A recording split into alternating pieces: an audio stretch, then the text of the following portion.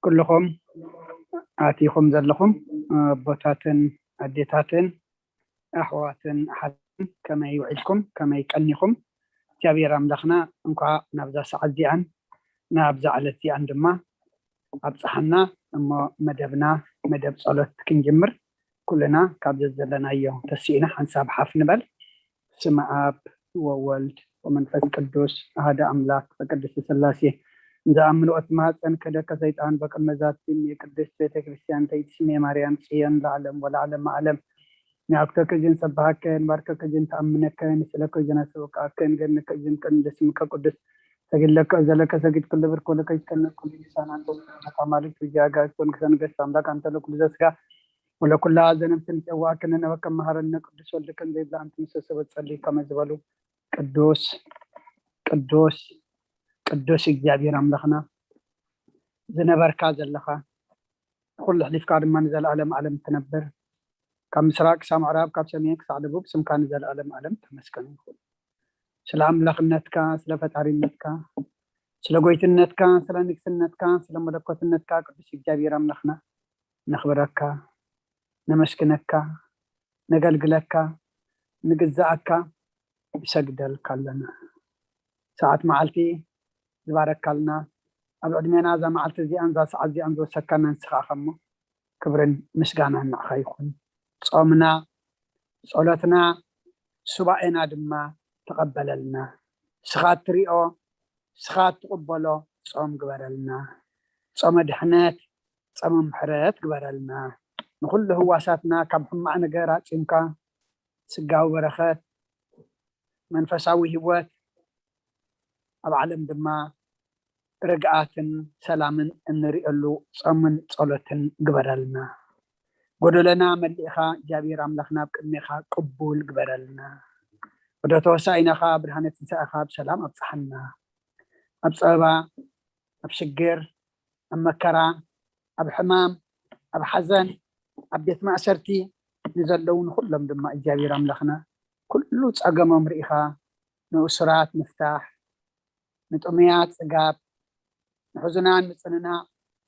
ንተጨነቁ ድማ መሰሮ ክፈጥረሎም ንድምነካ ንስኻ ንኩሉ ዝኸውን ኣለካ እሞ ኩሉ እንትናና ናባኻ ንውድቆ ኣለና ዓለም ጾርያ ተፅረካ ንስኻ ድማ ንዑ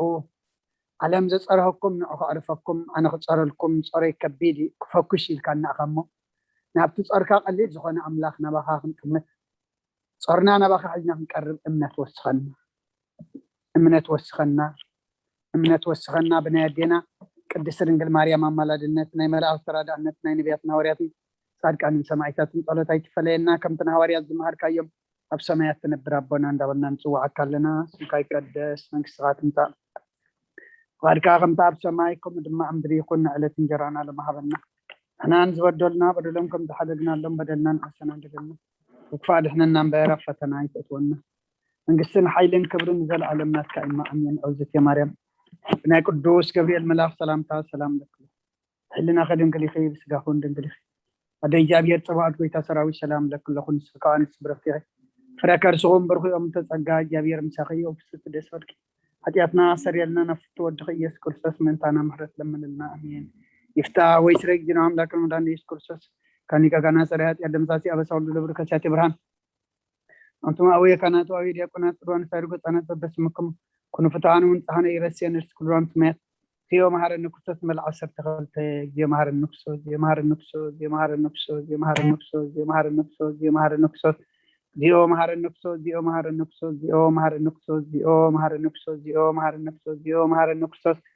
زحلفه محرنا بمثل محل والنابع في المنفذ القدس بأنت اجتنا مريم مهار النكسوس ملع عصر تخلت بأنت اجتنا مريم مهار النكسوس بأنت اجتنا مريم مهار النكسوس بأنت اجتنا مريم مهر النكسوس بأنت اجتنا مريم مهر النكسوس بأنت اجتنا مريم مهر النكسوس بأنت اجتنا مريم مهر النكسوس بأنت اجتنا مريم مهر النكسوس بأنت اجتنا مريم مهر النكسوس بأنت اجتنا مريم مهر النكسوس بأنت اجتنا مريم مهر النكسوس بأنت اجتنا مريم مهر النكسوس بأنت اجتنا مريم مهر النكسوس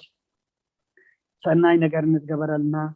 يقرب حالي جابي ربون قويتنا أملقنا مدحنا يسكر صوتنا مسكنا لنا صورنا ردينا يحلونا نقربنا تقبلنا تماغبنا ناطعنا كسازا سعديا وناطعنا الجم بزا قدس على زيان بكل زمن يوتنا بفصم سلام كحلونا كل جابير أملخنا من الله صلي أوجيتنا جابير كل التحزابون وجيتنا أملخنا مدحنينا يسوع كريستوس لعلو كل جبرين أنت كل جبريننا وش كل جبريننا مسكنا كلنا سلسة صور كنا زرد أخنا حل كنا نبخنا سلسة قرب كنا سلسة تقبل كنا سلسة عوب كنا زتنا كنا كسعزا سعدياوي سلسة بصحنا نمسكنا كلنا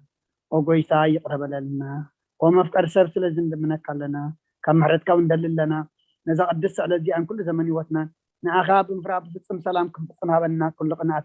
كل مكان كل قبر سيطان مخرقوا في السبات من العل سلام أوجيتا كبير كاب كل هزب خونا رح كاب زرياز قدس بتازون رح تتعمل زحيشن أزلنا تمن مكربيتن كل حال سلام كم نقص سلطان ذهب كنا نسخها كل فؤاد إحنا على أن نمبرنا فتنا يتأثورنا حدو الدخاق ويتانا أملقنا مدحنا يسكوسس من تفقر سبيل بزقبرة محرتين إقرطان مشاخة معرى محول مدغون من بس قدسن لمن كل ساعة نزل عالم عالم أمين وأملاك كم سالخة محرني كم تعبير راخة أبساي دمسس كم أبساي أبيك حتصبني كم حتى يتوي ناصريني أنا أبساي فلت ألخم حتى يتوي كل جزي أبقى المائي سربا خاص عدق فردخوان نصوهم كاتر كبس أنا أخاط راي بدلكو أبقى نيخا أكي قوركو نوبا أبسات ولدكو نيكا أبا حتى يتنساتني نوان حق أوشتي أخاط دليو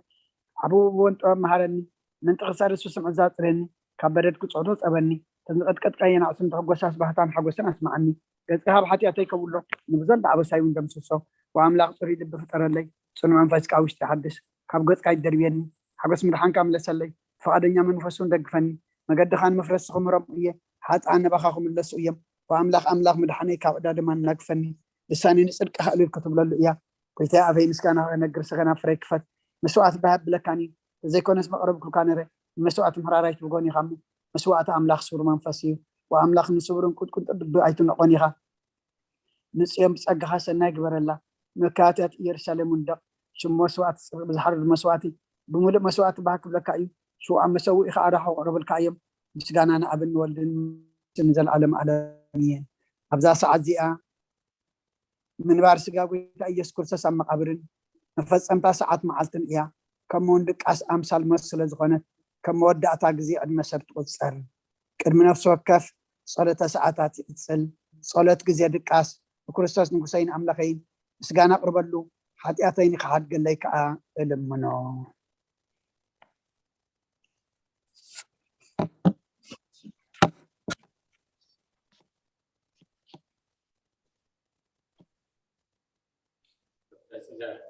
هذا مزمور نبال 230 أبوي مريكيتا نبال 230 حدن أبا حاغوس 230 كلتن أمانيل يوحنس 233 عندي 237 هيوت 234 تجابو دحان كوستا 238 سامويل 240 حادن ترحاس 240 كلتن ماما صغيردا 240 شدشتن تجابو 240 شوعتن أمانيل يوحنس 240 شمونتن عنديت وانجيل لوقاس معرف كلته كاب قطر 10 ኢየሱስ ህፃን ከም ስርዓት ሕጊ ክገብርሉ ምስኣተው ስምዖን ድማ ኣብ ኢዱ ሓወፎ ንኣምላኹን ከም ዝእናበለ ኣመስገነ ወጎይታይ ነቲ ንኣሕዛብ ምግላፅ ብርሃን ንህዝብኻ እስራኤል እውን ክብረት ክኸውን ኣብ ቅድሚ ኩሉ ህዝቢ ዘዳለኻዮ ምድሓን ከዓይንተይ ካብ ርኣያስ ሕጂ ከምቲ ዘረባኻ ንባርያኻ ብሰላም ተፋንዎ ኢኻ በለ ምስጋና ንእግዚኣብሔር ኣምላኽ ይኹን ኣሜን ኦ ክርስቶስ ኣምላኽና ብሰራ ኣቦኻን መንፈስ ቅዱስን لمن كل ساعة نسجد كلنا أمين. كفلتا صلوت عنديت إنه أب قدمي تقنع فرادي كقوم تدالي اللهم ኣብቲ ምምግጋይ ዝሓለፈ ዕድመይ ንኹነነን ንፍርድን ብቑዕ ስለ ዝኾነ ብብዝሕ ሓጢኣተይ ርዕድን እንቅጥቀጥን ኣለኹ። ግናኸ ነፍሰየ ገና ኣብ መሬት ትነብሪ ካብ ሃለኹስ ተነስሒ። ምክንያቱ መሬት ኣብ መቃብር ኣይውድሶን እዩ፣ ኣብ ሞት ከዓ ዝዝክሮ የልቦን፣ ኣብ ገሃነብ እውን ዘመስግኖ የልቦን እሞ ካብ ድቃስ ትልኪትኺ ተንሲኺ ናብ መድሕንከይ ብንስሓ ኦ ኣምላኸይ መሓረንን ኣድሕነንን እናበልኪ ተማህፀኒ። ስብሃት ለኣብ ወወልድ ወመንፈስ ቅዱስ ኣሜን። ኣሜን። መዋዕል ሰብ ዘይውዳእ ኣበባ ሓጎስ። መዋዕል ሰብ ዘይውዳእ እዚ ዓለም እዚ ከዓ ንዘለኣለም ዝነብር እንተዝኸውንሲ ነፍሰይ ንጹር ዝኾነ ምክንያት መሃለወኪ ነይሩ። ግንከ እቲ ጽዩፍ ዝኾነ ተግባራትክን እቲ ሕማቕ እከይን ኣብ ቅድሚ ተሓቀኛ ምስ ዝቕላዕ ኣብ ዓራት ሓጢኣት ተጸጢሕኪ ኣብቲ ሸለልተኛን ከዳዕን ስጋኺ ከለኺ እንታይ እዩ እቲ ትህብዮ መልሲ? ኦ ክርስቶስ ኣምላኸይ በቲ ኣዝዩ ዘፍርሕ ፍርድኻ እስንብድ ነቲ ዘለኣለማዊ ፍርድኻ እምብርከኽ በቲ መለኮታዊ ነፀብረቃዊ ብርሃንካ እንቅጥቀጥ ኣለኹ። ኣነ ሕሱም ድኑስ ኣብ ዓራተይ ደቂሰ ዘለኹ ኣብ ሂወተይ እውን ዘይግዱስ ዝኾንኩ ናይቲ ተቐባል ቀረፅ ኣብነት ብምውሳድ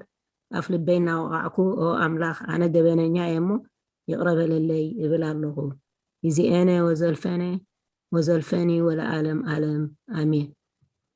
ኣሜን። ኣብ ንጽሕቲ ድንግል ዓይነ ዓለም እሺ ኣብ ንጽሕቲ ድንግል ናብ ባርያኺ እቲ ቀልጢፉ ጽላል ረድኤትኪ ዘርግሒ ነቲ ኣብ ሕልፍናይ ከም ማዕበል ዝገማጠል ክፉእ ሓሳባት ካባይ ኣርሕቅዮ ነታ ሕምምቲ ነፍሰይ ብኸንቱነት ኣዝያ ሃለዋታ ጠፊእዋ ኣሎ እሞ ናብ ጸሎት ምንቅቃሕን ኣበግስ እያ። ምክንያቱ ንስኺ ከኣሊትን ምሕረትን እትልምኒ ኣላይት ዓደ ኢኺ ዓደ ምንጪ ህይወት ንጉሰይን ኣምላኸይን ጎይታይ ኢየሱስ ክርስቶስ ተስፋ ኢኺ። ክብሪ ንኣምላኽ ይኹን። ቀጽላ ኣብ ጎይታ ኣማኑኤል ዮሃንስ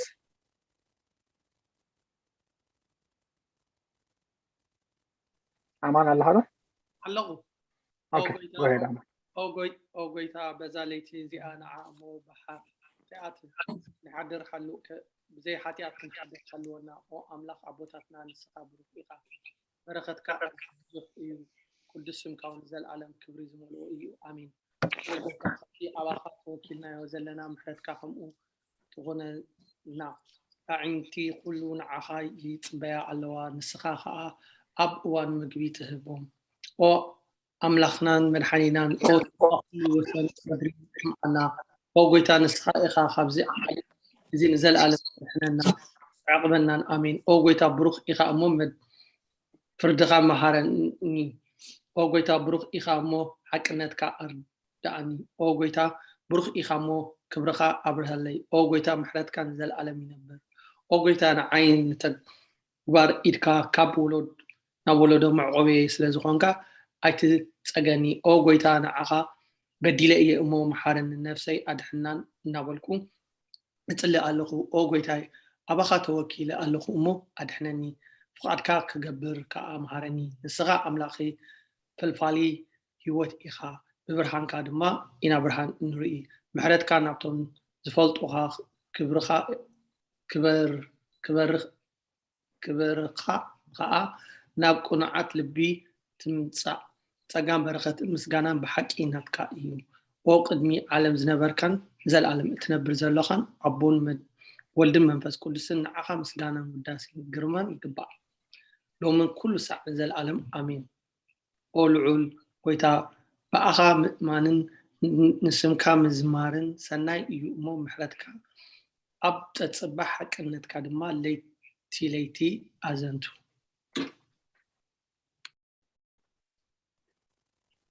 ውዳሴ ስሉስ ቅዱስ ህይወት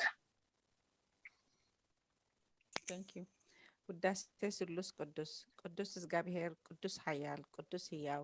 ዘይመውት ካብ ቅድስቲ ድንግል ዝተወልደ መሓረና ቅዱስ እግዚአብሔር ቅዱስ ሓያል ቅዱስ ህያው ዘይመውት ኣብ ዮርዳኖስ ዝተጠመቐ ኣብ ልዕሊ ዕፀ መስቀል ምእንታና ዝተሰቕለ መሓረና ቅዱስ እግዚአብሔር ቅዱስ ሓያል ቅዱስ ህያው ዘይመውት ኣብ ሳልሰይቲ መዓልቲ ካብ ሙታን ዝተንስአ ብምስጋና ብክብሪ ናብ ሰማይ ዝዓረገ ኣብ የማን ኣቦኡ ዝተቐመጠ ኣብ ሕያዋንን ሙታንን ፈርድ ከም ብሓድሽ ክመጽእ እዩ ኦ ጎይታ መሓረና ምስጋና ንኣቦን ወልድ መንፈስ ቅዱስ ሎምን ኩሉ ሳዕን ዘለዓለም ዓለም ኣሜን አሜን ኦ ስሉስ ቅዱስ መሓረና ኦ ስሉስ ቅዱስ መሓረና ኦ ስሉስ ቅዱስ መሓረና ኦ ጎይታ ኃጢአትና ሓዲካ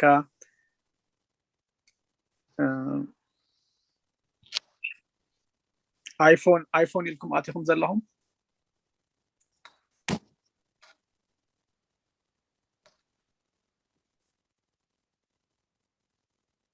ሃራይ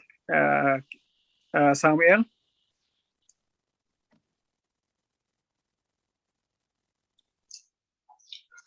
ኦ ጎይታ ኃጢአትና ሕደገልና ኦ ጎይታ በደልና ኣይትጸብጽበልና ኦ ጎይታ አበሳና ይቅረበለልና ኦ ጎይታ ንሕማማት ህዝብኻ ብፀሓዮም እሞ ምእንቲ እቲ ቅዱስ ስምካ ኢልካ ፈውሶም ኦ ጎይታ ነቶም ዝመቱ ኣቦታትናን ኣዴታትናን ኣሕዋትናን ኣሓትናን ካብ ነፍሶም ኣዕርፍ ኦ ካብ ሓጢአት ንጹህ ዝኾንካ ጎይታ መሓረና ኦ ጎይታ ሓጢአት ንጹህ ዝኾንካ ጎይታ ርዳእና ልማኖ ከዓ ልማኑና ከዓ ተቐበለልና ክብርን ምስጋናን ብፍጹም መዓርግ ቅዱስን ንዓኻ ይግባእ ኣሜን ኦ ጎይታ መሓረና ኦ ጎይታ መሓረና ኦ ጎይታ ባረኸና ኣሜን ከምዚልና ከነመስግነካ ብቕዓት ግበረና ኣብ ሰማያት ትነብር ኣቦና ስምካ ይቀደስ መንግስትኻ ትምጻእ ፍቓድካ ከምቲ ኣብ ሰማይ ከምኡ ድማ ኣብ ምድሪ ይኹን ዕለት እንጀራና ለማሃበና ንሕና ንዝበደሉና በደሎም ከም ዝሓደግናሎም በደልና ንዕሰና ንሕደገልና ካብ ክፉ ኣድሕነና እምበር ኣብ ፈተና ይትእትወና መንግስትን ሓይልን ክብርን ዘለዓለም ናትካ ኢማ ኣሜን ወእዝትየ ማርያም ብናይ ቅዱስ ገብርኤል መልኣኽ ሰላምታ ሰላም ለክለኹ ብሕልና ኸይድንግል ኢኺ ብስጋኺ እውን ድንግል ኢኺ ኣደ እግዚኣብሔር ፀባኦት ጎይታ ሰራዊት ሰላም ለክለኹ ንስኺ ካብ ኣንስቲ ብርኽቲ ኢኺ ፍረ ከርስኹም ብሩኽ እዩ ኦ ምልዕተ ጸጋ እግዚኣብሔር ምሳኺ እዩ ኦ ፍስቲ ደስ ይበልኪ ኃጢአትና ሰሪየልና ነፍቲ ወድኺ ኢየሱስ ክርስቶስ ምእንታና ምሕረት ለምንልና አሜን ምስጋና ቅድስት ድንግል ማርያም ራሄል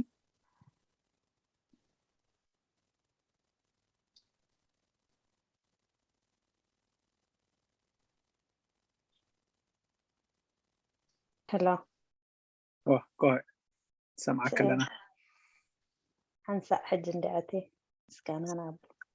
أبي خيل كاني مسكان أنا قدس دنجل مريم هايلايت كلام الله بين مرجيتا أوكي أنا حبيبنا بأحمد لاس I'm sorry أوكي كم مسكان أنا قدس دنجل مريم أو قدستي ملئت ጸጋ كل ጊዜ ድንግል ዝኾንኪ ወላዲት አምላኽ አደ ክርስቶስ ሰላም ንብለኪ ምእንቲ ኃጢአትና كحدقلنا نفور ودخيت صلوتنا عرقلنا نحكينا برهان إيسوس كريستوس أملاحنا زولد كلنا قدست دنقل ما قدست دنقل سلام نبلكي نحاتيات نفسنا حديقوخ محرنا نابقويتا لمن لنا أو قدست دنقل مريم ولادت أملاح نزر إيسا أمنتي أما لادت نابودخ إيسوس كريستوس بحدقات حاتيات كتبونا لمن لنا أونا حقي نقستي دنقل سلام نبلكي أونا أمانيل أملاخنا زولد كلنا قرآت زرعنا سلامتا نقرب لكي أو دنقل بقويتانا يسوس كريستوس تأمنت أما لاديت حاتياتنا من تخار قلنا تذكرنا آمين آمين ما توصلت هايمانوت ما تسجلده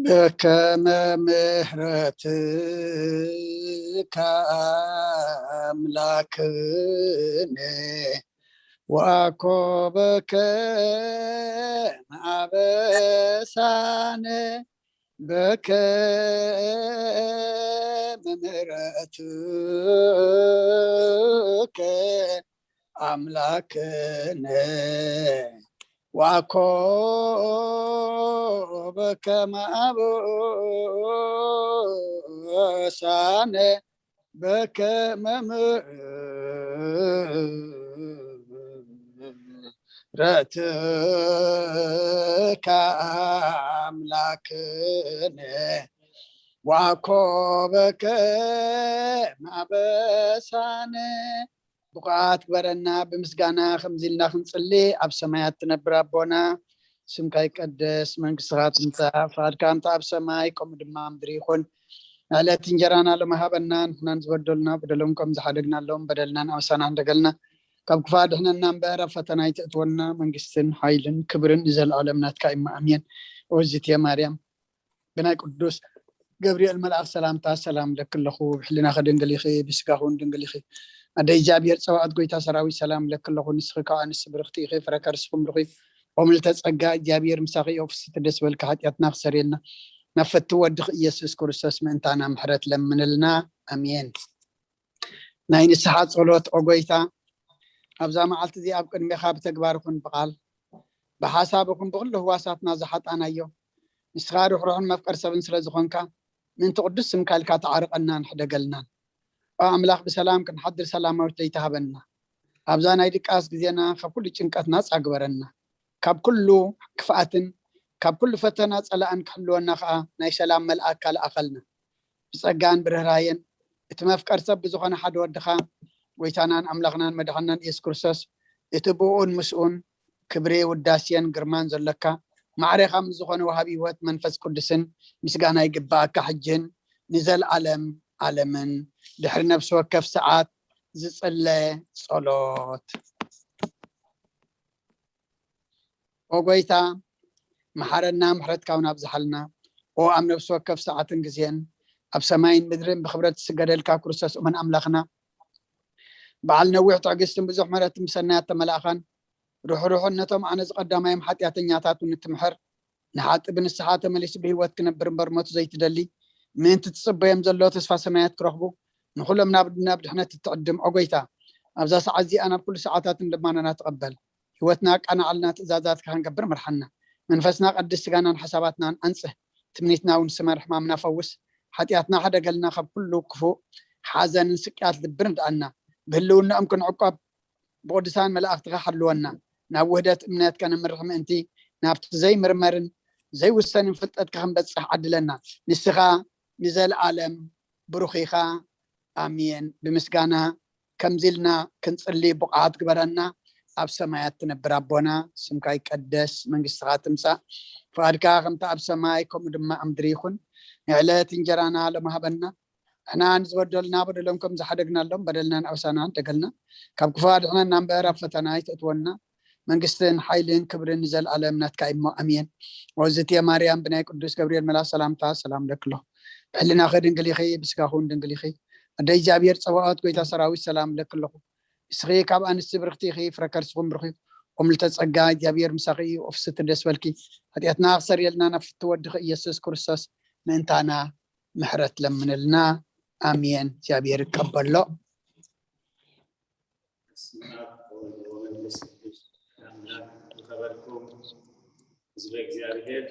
أبونا ميتهم زلهم بلال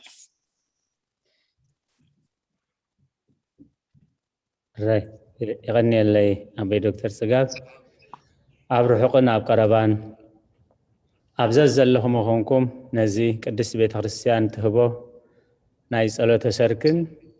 مسنعتي مسحف قدسن تكاتاتو زلهم كما يكنيهم كساب السعزي بدحان سلام عكيبو بز قدس علامة أبز قدس جزيه نحن الرخب قدس فقادو سلزخون لنا فتارينا أملاك قدسان ناي بحر مسقانا يبصحيو نقولهم بس سعزي أب سببا أب سقم أب شقر نزلو رهوا ሰላም ቅሳነት ዕረፍቲ ሃቦም አቤት ማእሰርትን ዘለው ሙጻሐራ ይፍጠረሎም ብሞት ስጋ ንዝተፈልዩና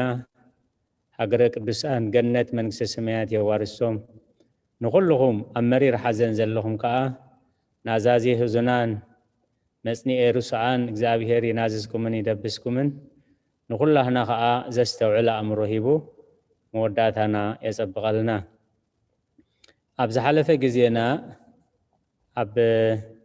ቁፅሪ 23 እቶም መገቦኡ ንከታተሎ ዘለና ቁፅሪ 7 ዝብል ዘሎ ምዕራፍ 7 ማለት እዩ ኣብ ወንጌል ዮሃንስ ኢና ዘለና ክልተ ዝብል ዘሎ ከዓ ካልኣይ ንኡስ ኣርእስቲ ማለት እዩ እዚ ካልኣይ ኣርእስቲ ጎይታና ኢየሱስ ክርስቶስ ኣብ በዓል ዳስ ከም ዝመሃረ ዝብል እዚ ርእስቲ እዚ ካብ ቁፅሪ 14 ክሳብ 36 የጠቃልል ስለዚ ብዝሓለፈ ግዜና ኣብ ቁፅሪ 23 ኢና ጠጠው ኢልና እቲ ሕጊ ሙሴ ምእንቲ ከይፈርስ ሰብ ብሰንበት ክግዘር ካብ ኮነ ኣነ ንሰብ ኩለንትንኡ ብሰንበት እንታሕወኽዎ ደኣ ስለምንታይ ትኽርዩ ኣለኹም ጎይታናን መድሓኒናን ኢየሱስ ክርስቶስ ሰንበት ሲዒርካ ሰንበት ዘይግባእ ግብሪ ጌርካ ንሕጊ ሙሴ ኣፍሪስካ ሕጊ ሙሴ የፍርስ እዩ ሰንበት ኣይኽብርን እዩ ሰዓት ሰንበት እዩ እንዳበሉ ይኸስዎን ከጸልምዎ ይፍትኑ ስለ ዝነበሩ ዝሃቦ ግቡእ መልሲ እዩ ንዓና ከዓ ነታ ኣባኹም ዘላ ተስፋ ንዝሓትኹም ግቡእ ምላሽ ምእንቲ ክትህቡ ኩሉ ግዜ ዝተዳለኹም ግንከ ብዓቕልን ብፍርሓት እንዳኣግበርዎ ኢሉ ነቲ ብኣካል ዝገብሮ ንዓና ኣቦታትና ሃዋርያት ምሂርዎም ኣቦታትና ሃዋርያት ከዓ ጎይታ ኢየሱስ ክርስቶስ ክገብሮ ዘይረኣይዎን ዘይመሃርዎን ኣይገበሩን ኣይመሃሩን ቅድስት ቤተ ክርስቲያን ከዓ ካብ ትምህርቲ ሃዋርያት ጀሚራ ኩሉ ግዜ ግብርን ቃልን ብማዕረግ ክኸይድ ከም ዘለዎ ትምህረናን ተለብመናን ጎይታ ኢየሱስ ክርስቶስ እዚ ዝበለሉ ኣብ ማርቆስ 2 ቁፅሪ 27-28 ሰንበት ዳያ ምእንቲ ሰብ ተፈጥረት እምበር ሰብሲ ምእንቲ ሰብ ኣይኮነን እምበኣርከ ወዲ ሰብ ጎይታ ሰንበት ድማ እዩ በሎም ኢየሱስ ክርስቶስ ጥራይ ዘይኮነስ ሰብ እውን ጎይታ ሰንበት እዩ ሰንበት ያ ምእንቲ ሰብ ተፈጢራ እምበር ሰብ ከዕርፈላ ሰብ ሰማያዊ ስራሕ ክንሰርሓላ ሰማያዊ ስራሕ ሰሪሕና ሰማያዊ ርስቲ ክንወርሰላ ምድራዊ በረኸት ሰሪሕና ፍቃድ ኣምላኽ ሰሪሕና ክንባረኸላ ሰብያ ሰንበት ያ ምእንቲ ሰብ ዝተፈጥረት እዩ ኣስዒቡ ጎይታ ኢየሱስ ክርስቶስ ግቡእ መልሲ ምስ ሓተተ ግቡእ ሕቶ ከዓ ሓቲትዎ ምክንያቱ በዓላቶም ክምልስዎ እንተኽኢሎም መልሲ ኣለዎም ክምልስዎ እንተዘይክኢሎም ግን ኣሚኖም መልሲ ከም ዘይብሎም ከም ተረትዑ ኣሚኖም ንክምለሱ እቲ ዕላማ ኣብ ወንጌል ማቴዎስ ምዕራፍ 12 ቁፅሪ 12 ካብ በጊዕሲ ሰብ ዶግዳ ኣዝዩ ኣይበልፅን እምበኣርስ ብሰንበት ፅቡቕ ምግባር ግቡእ እዩ ንሳቶም ዝጥቀምሉ ዝነበሩ ኣብ በዓላ ሰንበት ኣይትልከፍ ኣይትጥዓም ብዝብል በዓላቶም ብዝፈጠርዎ ኣገባብ ስለ ዝነበረ እዚ በዓላ እዚ ከዓ ዘይቅቡል ስለ ዝነበረ ጎይታ ኢየሱስ ክርስቶስ መምህር ብሉይን መምህር ሓድሽ መምህር ኩሉ ነገር ብሰንበት ፅቡቕ ምግባር ፅቡቕ እዩ ማርቆስ 3:4 ንሱ ድማ ብሰንበት ፅቡቕ ምግባር ዶ ወይስ ክፉእ ምግባር ምድሓን ነፍሲ ዶ ወይ ምቕታል ይግባእ በሎም ንሳቶም ገና ኣዝቀቱ መልሲ ጠፍኦምን ነቲ ቁኑዕ መልሲ ክምልስልዎ ፍቃደኛታት ኣይነበሩን ስለዚ ክንሕተት ኮለና ከመይ ኣገባብ ጌርና ክንምልስ ከም ዘለና ክንሓትት ኮለና ከዓ ከመይ ኣገባብ ከም ቃል እግዚአብሔር መሰረት ብሕጊ መሰረት በአገባብ መሰረት ክንምልስ ከም ዘለና ጎይታ ኢየሱስ ክርስቶስ በአገባብ ዝመሃረና በተግባር ዝመሃረና ኣርእስቲ ኣሒዛ ዘላ ቁፅሪ 23 ኣብዚ ኣይና ጠጠው ኢልና ነርና ነቶም ዘይነበርኩም መተሓሓዚ ክትኮነና ኢለ ካብ ቁፅሪ 23 ጀሚረ ቁፅሪ 24 ቁኑዕ ፍርዲ ፍረዱ እምበር ላዕሊ ላዕሊ ርኢኹም ኣይትፍረዱ ኢሉ መለሰለ እዚ ኣምላኻዊ ትእዛዝ መለኮታዊ ትእዛዝ እዩ በዚ መሰረት ኢና ከዓ ነፍሲ ወከፍ እዛ ኣስተንትኖ እዚ ምስ ህይወትና ምስ ዕለታዊ መነባብሮና ምስ ንስሓና ምስ ምዳቕና ምስ ምትሳእና مس كل هوتنا كنريو زلنا سلازي قنوع فرد فردنبر لعل ريهم أي تفردوا إلو ملس الله أناتو نساتهم زفردوا زنبارو كأنان فردي مسكال إجزابير زصارر مسحق إجزابير زصارر مسل سبات زتنكف سبات زود نعاتهم من كي ترفع نربحها قاي مسلم تنبره نهوتهم من كي ترفع زود تكباراتي قبرس لزنبارو قنوع فردي فردوين كلاي ساميل قطري معرف عسر توكلته قطر حمشته شعو كرا داويت عبد سباي أزينا دده ناتان كا أتي إزز جبر سباي ودموت كم زخانة هياو إجزابيهري كل جزء أمن فساوي خون أب حبراو نبرا طبب من فساوي طبب بتعمي وقداسي أتومنا إجزابيهر سبات كا بطبب إجزابيهر يمرحو سلز نبريو كل يوم زغان عمز نبريل نبي ناتان داوي تابن دا أوريو أبسا مسترى مالت نسيت أوريو مسدفرا عندنا نأوريو مسقطلو هذا ملأختي حزو مزيو اتملأختي جن كاتتها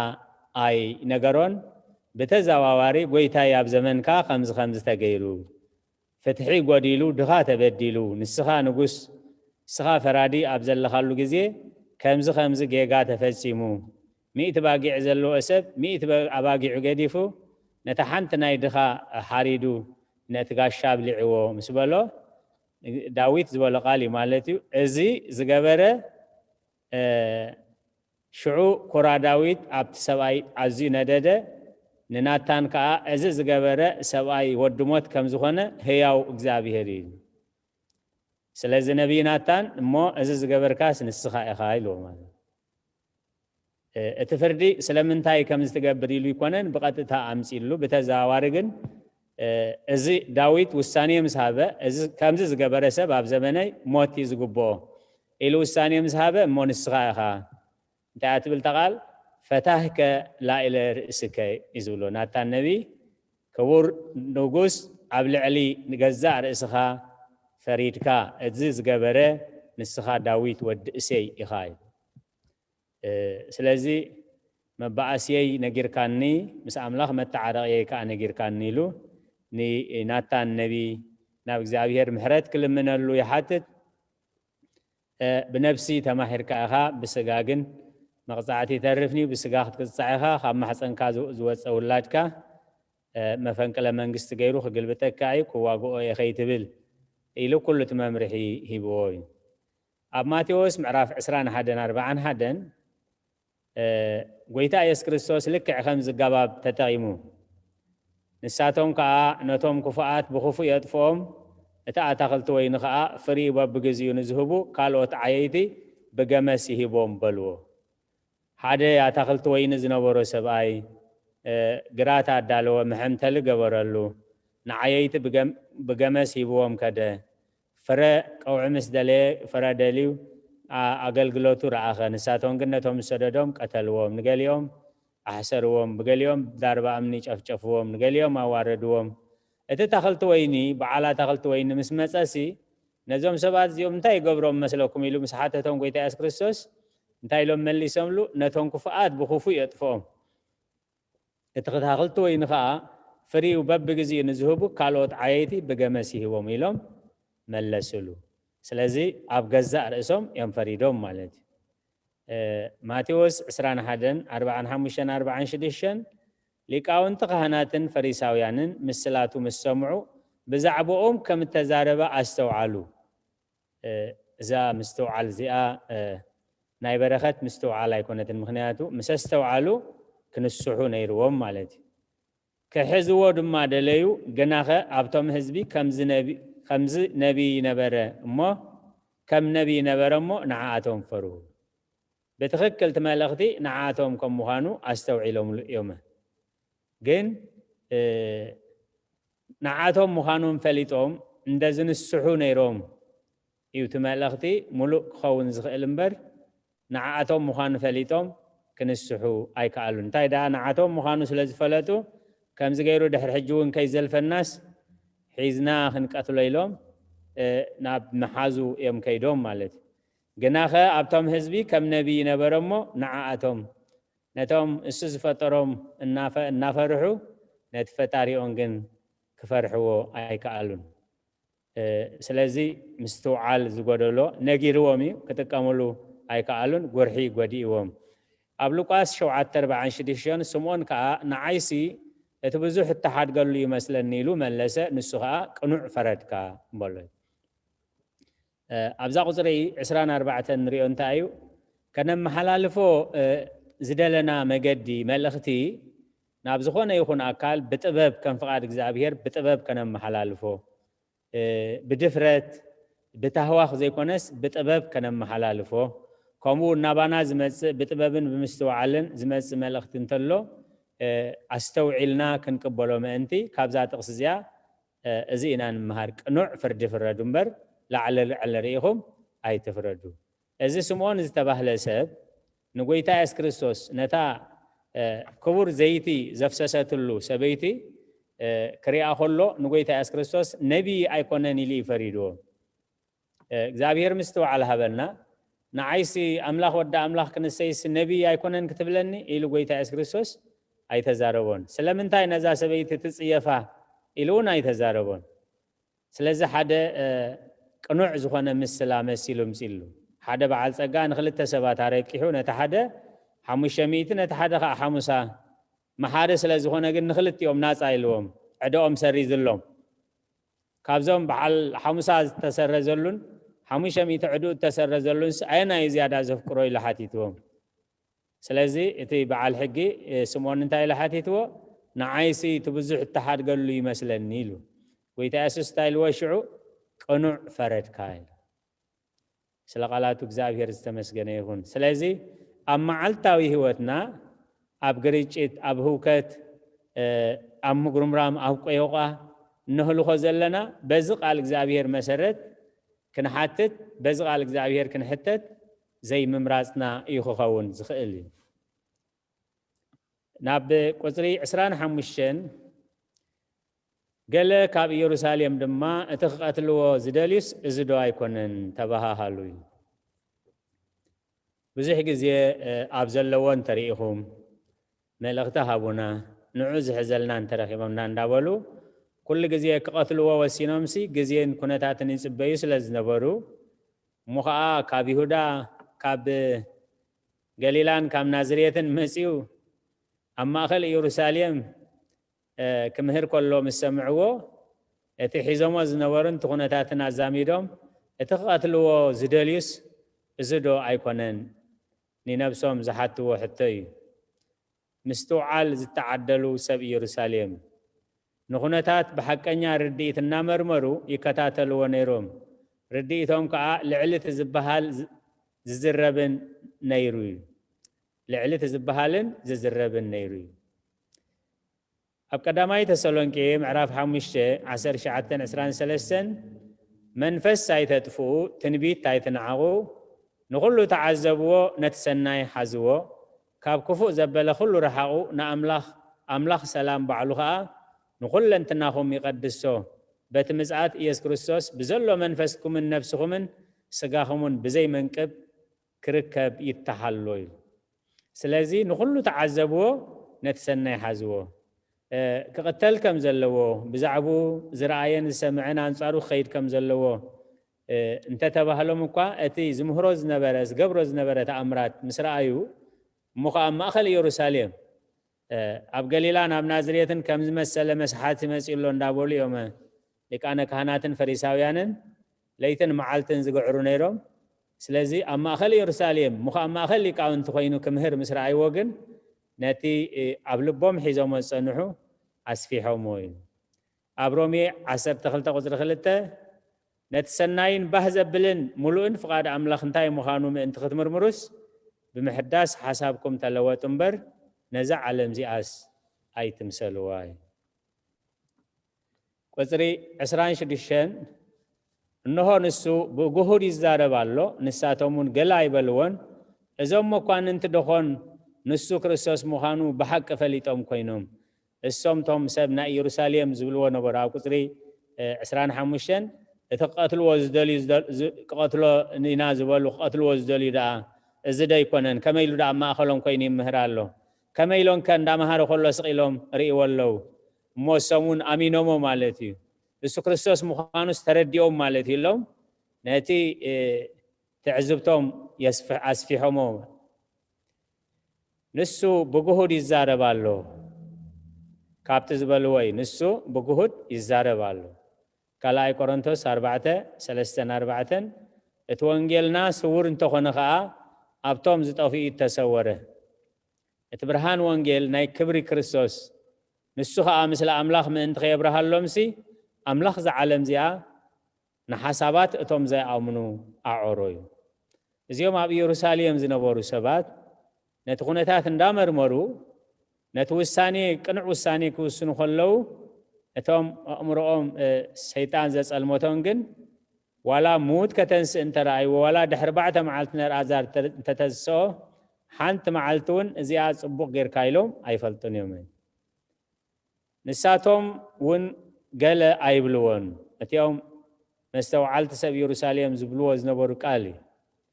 ماتيوس 2:45-46 بارسي داويت غويتاي كاب زبلو كميلو دا اودي يخون بلوم حدقا قال كملسلو اي كالن كابتا معلتتي اخا حدقا كحتو دفيرو بحم زبله يلبون اتقال يرتعيو كريستوس منيو إلمس حاتتهم كريستوس ود داويت يلوم ود داويت املاح ود املاح يكون كان تراسب إيخا ينكبل ود اليوم صبو كريستوس ود داويت تدا خوينو ابت مصحفتكم تخلكلكم وزلكم مصحف غويتان غويتاي نصلاتها مرغص اغرخا خصع زغبروم اب يمانه يتقمط زبلو اندحر ود داويت كوينو دا كميليو داويت غويتاي زبلو ودي زيبلو إلو رتعي حاتيتهم حقي حاتيتهم نتا صحفتي كحدوا يكلون يوم داويت غويتاي نغويتاي ايبولون كبلو ايكلون يوم هو حق ترتعنا قبلو ايبلوها حلينو ما سلميتهم حدقا قال كملسلو ايكالني كابتا معلتتي اخا حدقا حتى دفيرو بحمز بلا يلون سلازي كمهر كله تأمرات كسرح كله ما أخل يروساليم بقالن بجبرن يرتعم سلاز نبرة دافيرو حدقا بحن كبلو زبلو يلبون إذا ما كان أنت دخون نسو كريستوس مخانو بحقي فليت أم كينهم كم زرتعم بتزم سو قال عفوم يتحزون كم زنبرة بروحق سلاز نبرو ساتهم موسق إلهم زري وزلوس نسو مخانو كريستوس مخانو تمدحان مخانوس تقبلوا الرقاقيس تقبلوا ملو مالتيو أبزبل تعزبتي بسيحهم كسر 20 شوعاتن جناخ ازخابي مخانو نفلطينا كريستوس كمص خلو جنا كابي مخانو زفلت يلبون بولوي اتي مصنعتي نابينا يقصو بسيحو مخنياتو سلمنتايم أبوتاتنا مودعتنا سبقلنا زبلو جناخ ازخابي مخانو نفلطينا كريستوس كمص خلو جنا كابي مخانو زفلط يلبون بولوي ازي كابي مخانو نفلطو إنا مودعتا غوغوي وسيت مالتي كريستوس كابي مخانو خفلطو ايكولوني مخنياتو ابز حلفه غزينا ماتيوس 11:26 نولدي بجكات ابو زغلصلو እንደዚህ ኮይኑ ዋላ ሓደ ዝፈልጥ የለን ነቦኻ ወልድ ዝገለጸሉን ወድኽ ገልጸሉ ዝፈቱን እንበር ዋላ ሓደ አምላኻው ልደቱ አምላኻው ባህሪው ክፈልጥ ዝኽእል ፍጡር የልቦን ስለዚ እታ ውጽኢት መዛዘም ሐሳብ ካበይ መሃኑ ንፈልጦ ኢና ዝብልዋ ሙሉእ ብሙሉእ ጌጋ ያ ማለት እዚ ካበይ መሃኑ ንፈልጦ ኢና ኣብ ሚክያስ ምዕራፍ 5:2 ገናኸ ኣቲ ኣብ ማእኸላ ሸሓት ይሁዳ ዝነኣስኪ ቤትልሄም ኤፍራታ እቲ ምውፅኡ ካብ ጥንቲ ካብ ዘለኣለም ዝኾነ ኣብ እስራኤል ገዛኢ ክኸውን ካባኺ ክወፀለይ ازي تنبيت ازي اب ايدوم አለይ ስለዚህ ክርስቶስ ካበይ ምዃኑ ዝፈልጥ የልቦን ዝብልዎ ዘለው ነቲ ኢዶም ዘሎ ጽሑፍ ረጊጾም እዮም ምክንያቱ ፈሊጦምሲ ኒሄሮድስውን ክርስቶስ ቤን ይዝመጽእ አኽ በኸመይ ይዝመጽእ ምስ በልዎ ነቲ ትንቢት ታንቢቦም ኒሄሮድስውን ነጊሮም እዮም ማለት ማቴዎስ ምዕራፍ 2 ቁጥር 4 ንሱ ድማ ንኹሎም ሊቃውንት ካህናትን ጸሓፍትን ህዝብን አኪቡ ክርስቶስ አበይ ዝውለድ ኢሉ ሓተቶም እሳቶን ከአት ትንቢት ኣብ ቤትልሔም ና ይሁዳ ይዝብል ኢሎም ነጊሮም እዮም ሕጂ ግን ክርስቶስ ካበይ ከም ዝመጽእ ወላ ሓደ ዝፈልጥ የለን ኢሎም ነቲ ኒሄሮድስ ዝመለስሉ መልሲ ኺሒዶም ንነብሶም የታልልዎ ኣለዉ ካብዚ ከምዚ እግዚአብሔር ይሰውረና ክርስቶስ ክመጽእ ከሎ ግና ካበይ ምዃኑ ዝፈልጥ የልዎን ቁጥሪ 28 ኢየሱስ ከዓ ኣብ ቤት መቅደስ ክምህር ከሎ ዓዊሉ ንዓይ ትፈልጡኒ ካበይ ምዃነይ እውን ትፈልጡ ኢኹም ኣነ ብርእሰይ ኣይመጻእኹን እቲ ዝለኣኸኒ ግና ሓቀኛ እዩ ንዕኡ ንስኻትኩም ኣይትፈልጥዎን ኢኹም ስለ ቃላቱ እግዚአብሔር ዝተመስገነ ይሁን ኣነ ናቦን ሓደ ኢና ስለ ዝበለ ንወዲ እንደዘይፈሊጥኩሞ ነቦ ክትፈልጥዎ ኣይትኽእሉን ኢኹም ነቦ እንተፈሊጥኩሞ ከዓ ንወዲ ምፍላጥ ኣይከጸግመኩምን እዩ ስለዚ እዚ ኣብ ማእኸል ትበዓል ኮይኑ ዝእውጆ ዘሎ ኣዋጅ ኣነ ብርእሰይ ኣይመጻእኩን እቲ ዝለኣኸኒ ግና ሓቀኛ እዩ ንዕኡ ንስኻትኩም ኣይትፈልጥዎን ኢኹም ማቴዎስ 11:27 ካብ ኣቦይ ኩሉ ተዋሂቡንሎ ንወዲ በጀካ ኣቦ ሓደ እኳ ዝፈልጦ የልቦን ነቦ ከዓ በጀካ ወድን እቲ ወዲ ክገልጸሉ ዝፈቱን ዝፈልጦ የልቦን ተጋባብ መሊስሎም ሓሲኹም ኣይበሎምን ተጋጊኹም ኣይበሎምን ነቲ ጌጋ ግን ቅኑዕ መልሲ ብምሃብ ከም ዝእርምዎ ገይርዎም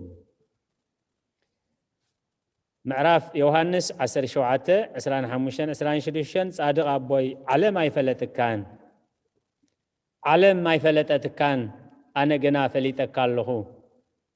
እዚኣቶምን ንስኻ ከም ዝለኣኽካኒ ፈሊጦም ኣለዉ እታ በኣ ዘፍቀርካኒ ፍቕሪ ኣባታቶም ምእንቲ ክኸውን ኣነ እውን ኣባታቶም ስምካ ኣፍሊጠዮም ኣለኹ ከፍልጦም እውን እየ ስለዚ እቲ ቅዱስ ቤተ ክርስቲያን ነዚ መጽናዕቲ መጽሓፍ ቅዱስ ምስ ጸሎተ ሰርክ ኣወሃሂዳ ሰሪዓቶ ዘላ ልክዕ ከምቲ ቃል እግዚአብሔር ዝብሎ ልክዕ ከምቲ ቅዱስ ቤተ ክርስቲያንና ቅዱሳን ኣቦታትና ኣብ እምነት ምስጢረ ስላሴ ማለት ሓድነትን ሰለስትነትን ናይ እግዚአብሔር ኣምላኽ ፍጹም ኣምላኽነትን ፍጹም ተሰጋውነትን ናይ ኢየሱስ ክርስቶስ ብግቡእ ክንፈልጥ ፈሊጥና ክንነብረሉ ንዝሓቱና ግቡእ መልሲ ክንህበሉ ምእንቲ እያ ቤተ ክርስቲያን ነዚ ኣፍ ደገዚ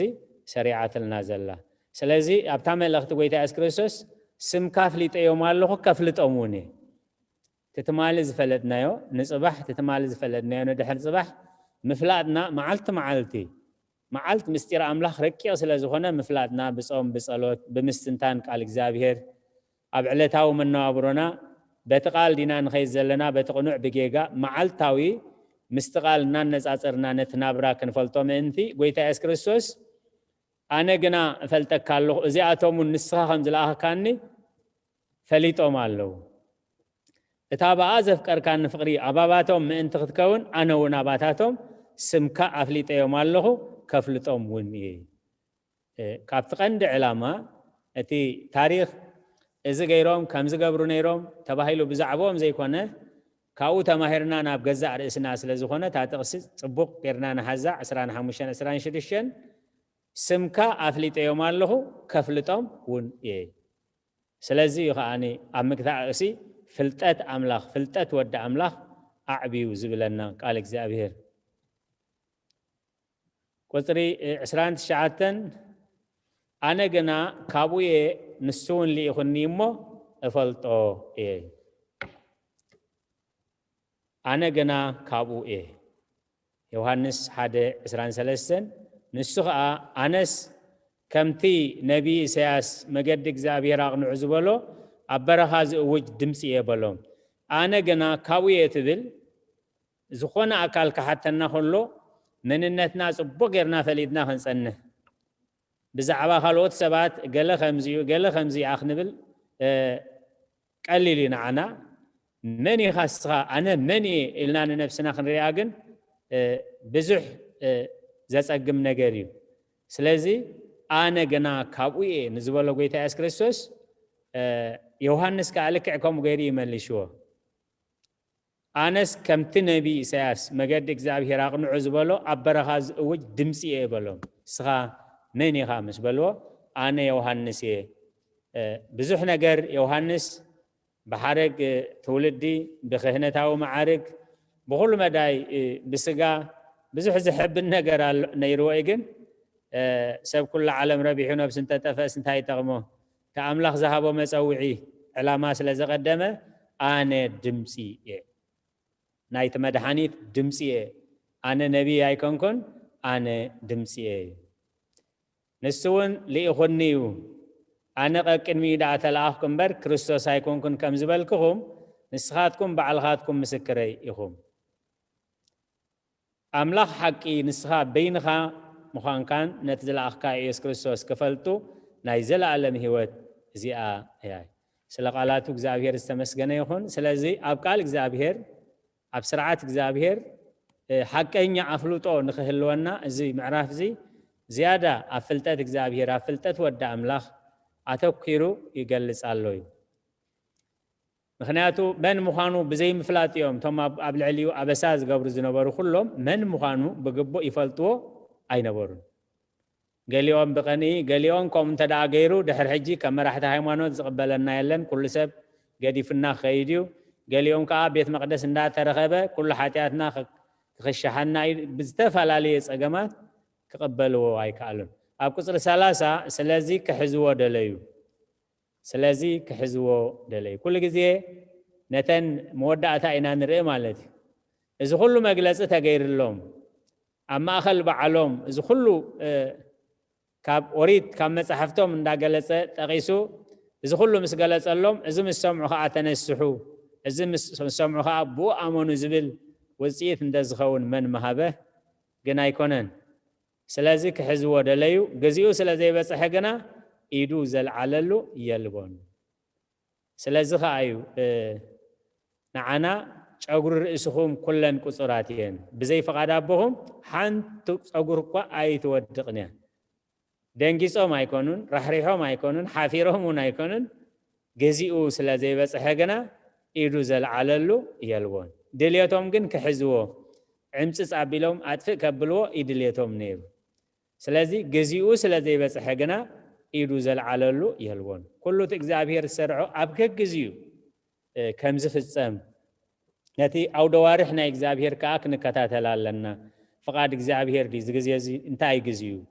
انتاي يخبر فقاد إجزابير إلنا أتي قبل علينا زف السمون بزي فقاد إجزابير كم زي في السم إذا إجزابير فقيدوه إلنا كنقبلو كم زلنا نتفسامي يوحنس أفورك بقداسي وانتاي لي جالس وزلو إزوم زتأكمنا نحناون نتزي حمم حمامو نزنتو نتزي موتو نزنتو بتا مسدك مزامرتو زرفق اللاليتي بفقاد أبون بناي جزع رؤسون فقادن نفسو نموت وفي أبقطري 4-5 نساتهم بعلاتهم زحزوا كوان تمثلهم أبوتات بيت خريستيان انتهي لهم يترجموه بيت خريستيان انتهي لا تم ساترو نبلو بزمخنياتي بتا مسدك مزامرتو زرفق اللاليتي بفقاد أبون بناي جزع رؤسون فقاد نموت نفسو نموت وفيه معناته كحزوز دليل جزيمو بزح ينيرو مالتي جزيو أي بسحن جزيو مس بسحجن بفقاد أبون بفقادون تتحزي كأسيلو أبكت 4-6 نتخلو زحز حزوه نتجزاء خلو أسروه نتهيا ود أملاخ أسروه نساتهم بقطعة قتتوه نسجنا بفقري سعبهم كبرين زخرسهم يخونين بفقرين ده زي سعبهم نيرو سحبهم قاتيتهم حنتي ميلون كان كاسا أسوه زخلو أيكون سلازي يوحنس أفورك نتمستير كجلسة هلو نساتهم بقطع عقوتتو نسجنا بفقري سعبو مهنياتو ممسي ونسي نخسكالي مسي نساتهم قتيتهم بحيلي وسدو خمزلو يمزفلتم بر بفقري يسعبون كمزلو يفلتو أين ورن سلازي وانجيل يوحنس أفوركي ني وانجيل يوحنس بملو ترجمة از قدوس أبو بيت خريستياني سلازي انتايلو نساتهم بقطع عقوتتو نسجنا بفقر سعبهم كمتي أبكر من مقاصد زي الزارب حياواي بقع دد حريقهم الناس عابه خلو وسدوا سلقالاتو إكسابير استمسقنا يكون دد حريقهم الناس عابه خلو فقادوا أملاخنتو دد حريقهم الناس عابه خلو انتاي قبروا كم حياواي بقع الساد أبكر من مقاصد زي الزارب حياواي بقع دد حريقهم الناس عابه خلو وسدوا أزي مصحف قداسيه جئز تقرنيا تترجمو سلازلو جزء غيرنا كنريو صبوق نجاري هنياتو بملؤتي مستيرات أو الله كتر سالسان حدن كابتوم حزبها بزحات بو أمونمو كريستوس مزمت كابزي نسوز قبرت امرتي زبزح دخ قبري إلو بلو أتي أملاخاو فلتات زدال زلو بزحات بو آمنون تايلم يمامينهم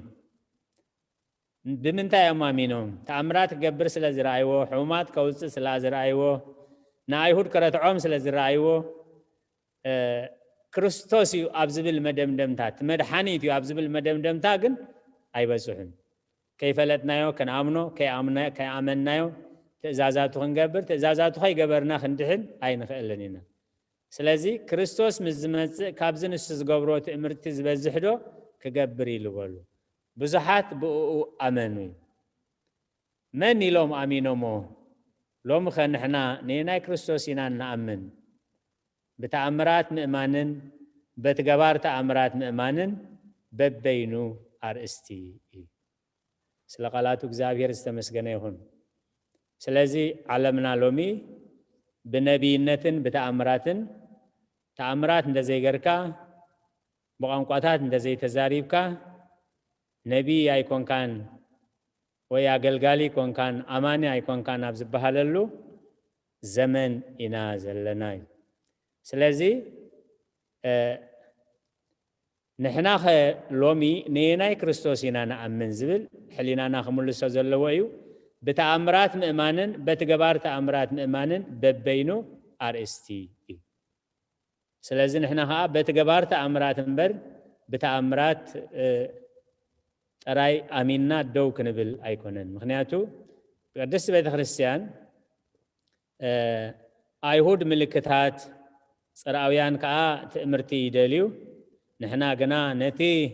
نأحزاب عشنت نأيهود كعنكفات زخنة كريستوس نسبخ لنا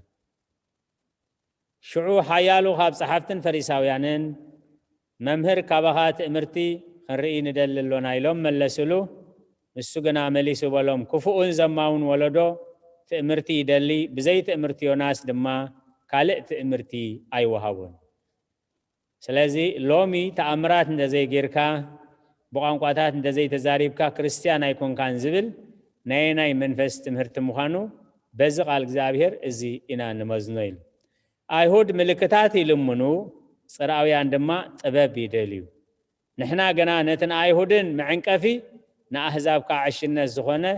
ዝተሰቕለ ክርስቶስ ንሰብኻሉና ቀዳማይ ቆሮንቶስ ምዕራፍ 1 ቁጽሪ 22 23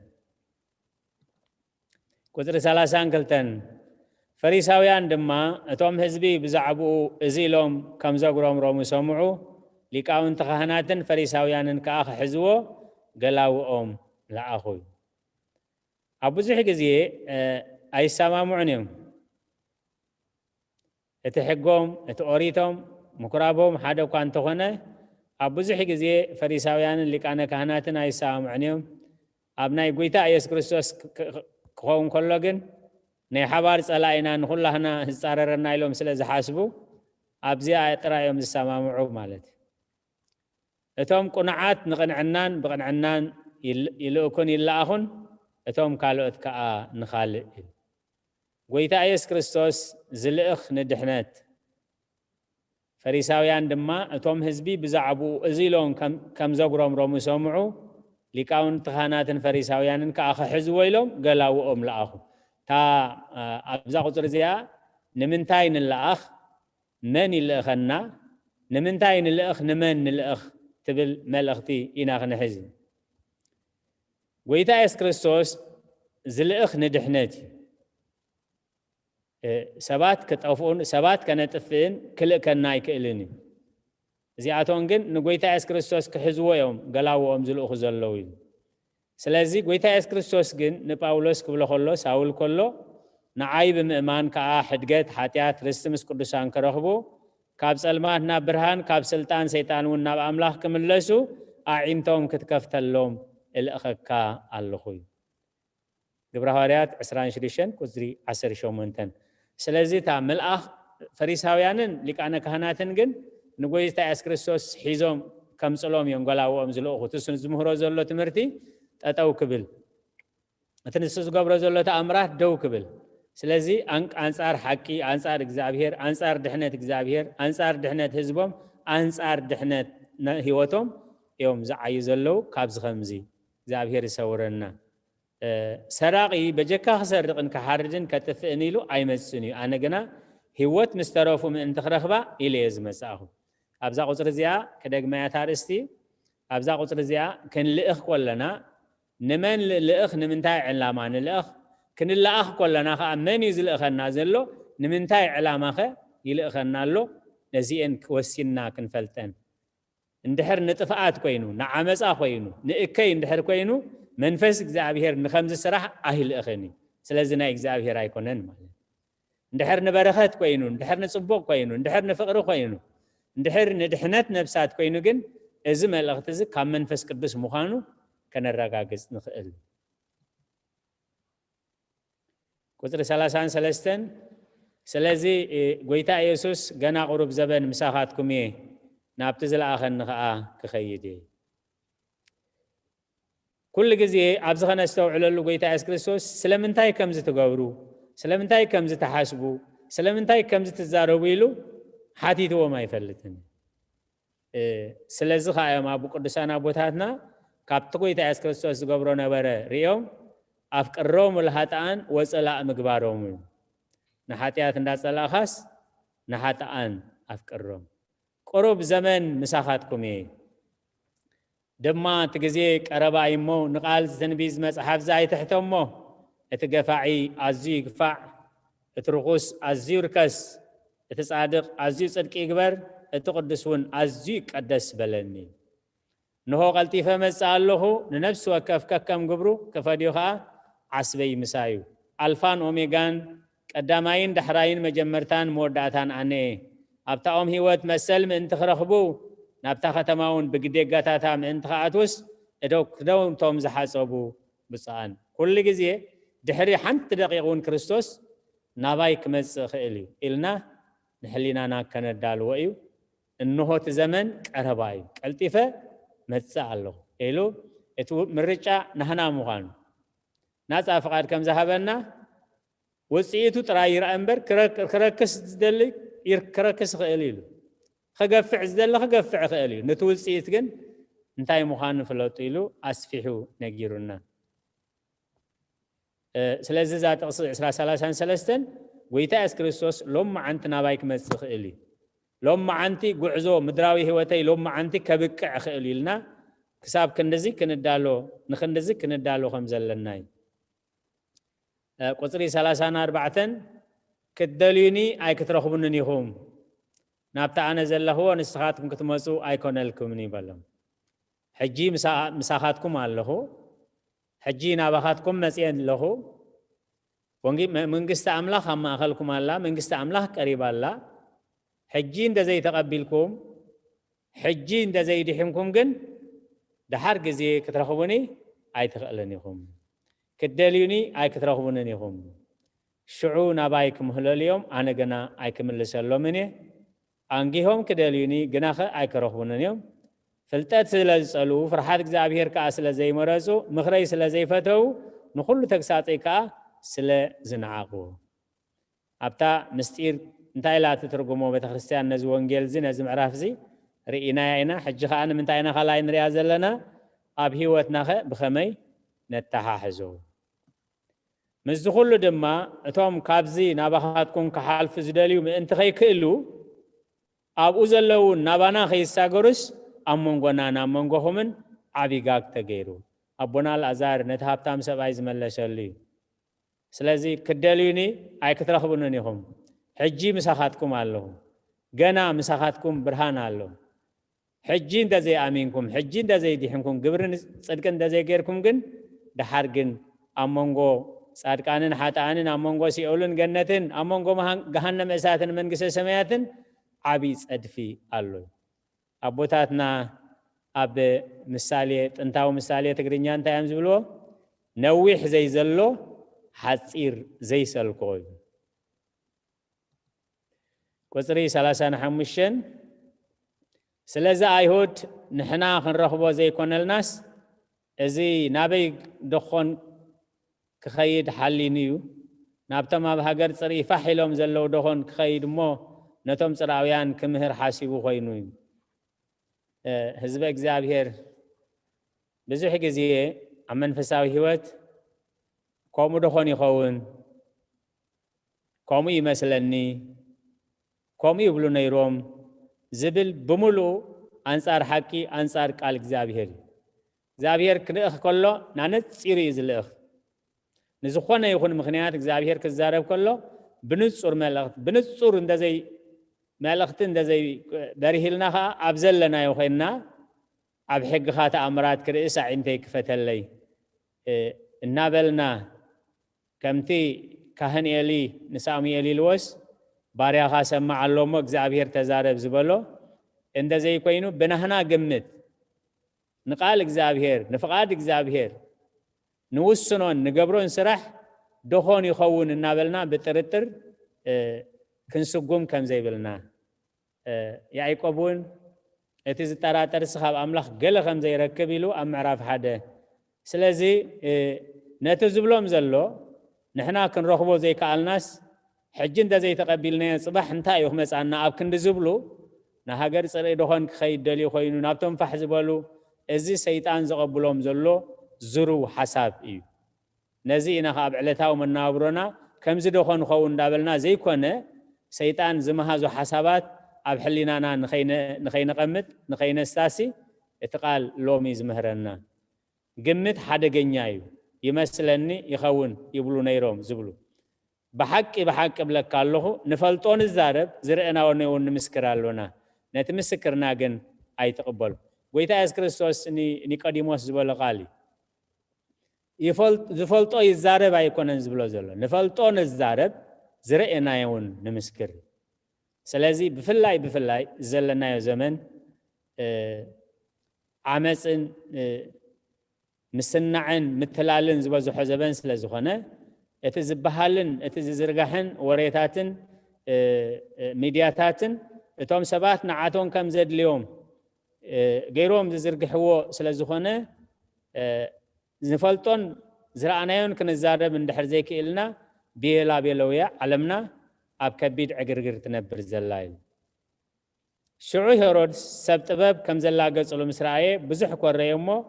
نخلهم حسانات بيت لهمن أب كل قدبتات نصنحن كاب سبت باب أرقيس وبزحاتو تزمن ودخلت تعامتن كاون تحتن زلو لإيهو أغتلي قمتاو نقر مسيخهم نقروني أنا خاخ ساقدو لي أطلو إيقن كساقدو لي يزبلون منفس قدس كا بخال مجد حبيروم سلازي اتزل زلو حد حساني بچبوت ابي كم زلو بخميك التحز سلاز صقمو انتاي غيرو سيطان نحد كريستوس قبل 144 شح حسانات كم زقتلو قمت ناي بعلخه حساب ناب كم زمسله عنوت يزمرحي تومنا እግዚአብሔር ሰባት ግን ነቢያት ኮነ ሐዋርያት ጻድቃን ኮነ ሰማዕታት ንጹር መልእኽቲ ካብ እግዚአብሔር ከይተቀበሉ ከምዚ ይመስለኒ ከምዚ ይዝኸውን ከምዚ ይብሉ ነይሮም ዝብል ቃል የለንሞ ነዚያተን ኣብ መዓልታዊ ህይወትና ክንጥንቀቀሉ ዘይንፈልጦ እንተኾይና ኣይፈለጥክዋን ዘይሰማዕናዮ እንተኾይና ኣይሰማዕክዎን ملسنا إذا خون قويت إيسوس كريستوس كا أول تخينوا أيكونن تخينوا خا أيكونن دا أبلو خابزن تحاليف جنا خابت أوكيلو أتنكي قلنا الله سلاسان شدشان كدليني أي كترخبونني هم نابت أنا زل وقت ما صدما أيكون لكم مني زبل كالسي انتهيو تباهالي كدليني أي كترخبونني هم حدا نابت أنا زل وقت ما صدما أيكون لكم مني زبل زل قال انتهيو تباهالي تمليسهم نتقال قويتا خستنتن وجميرهم ترقم حق أنيا مستنتانن حلمتاتن رأياتن بزولتن بصومن بقلصت أملاخ يوم زبصحو እግዚአብሔር ከአነቶም ቁንዓት ምስጢሩን ጥበቡን ይገልጸሉ ስለዚህ እቲ ምግላጽ አምላኽ ብኸመይ ክርከብ ከም ዝኽእል እግዚአብሔር ከአነመን ምስጢሩ ከም ዝገልጸሉ ኣብ ዘፍጥረት 18 ቁጥሪ 17 እግዚአብሔር ድማ እታ ኣነ ዝገብሮ ካብ አብርሃም ዶ ከሓቦ የበለይ ليتن معالتن مستيرات قلص لنا يلنا أملاخ بزعبا زخ فلت دلله بزعبا زخ سمع دلله نابلنا خنحاتو زي كونس كم فقاد እግዚአብሔር እንድሕር ተማላለሽና እተና ዓና ዘድሊ ንኸባቢና ዘድሊ ኣብ ከባቢና ዘሎ ሁነታት ብርቅጽ እግዚአብሔር ንቅዱሳኑ ምስጢሩ ይገልጸሎም እቲ ኣብ ሰዶምን ጎሞራን ዝግበር ዝነበረ አበሳ አቦና አብርሃም ምእንቶም ብጸሎት ምእንት ክነቅሕ ደው ምእንት ክብል እግዚአብሔር ካብ አብርሃም አይሓቦኒ ኢሉ ነቲ ምስጢር ገሊጽሉ እዚ ነቦና አብርሃም ዝተገልጸ ምስጢር ከዓ እግዚአብሔር ሲ ምስጢር እግዚአብሔር ነቶም ዝፈርሕዎ ይንሱውን ኪዳኑ ከፍልጦም ኢላ መዝሙር ዳዊት 25 ቁጥሪ 14 ገሊጽወሉ ኣብ አሞጽ 3:7 እግዚአብሔር አምላኽ ሲ ምስጢሩ ንባሮቱ ነቢያት ከይገለጸሎም ገለ ነገር እኳ አይገብር ክብሪ ንዝኽሪ ስሙ ይሁን እግዚአብሔር ተኸገብረ ዘለዎ ነባሮቱ ነቢያት እንታይ ይገብር ምስጢሩ ይገልጸሎም ሳቶን ከ አኻብ እግዚአብሔር ምዃኑ መሰረጋገጹ መዓስ ከም ዝዝረብ ናመን ከም ዝኾነት መልእኽቲ ብኸመይ መገዲ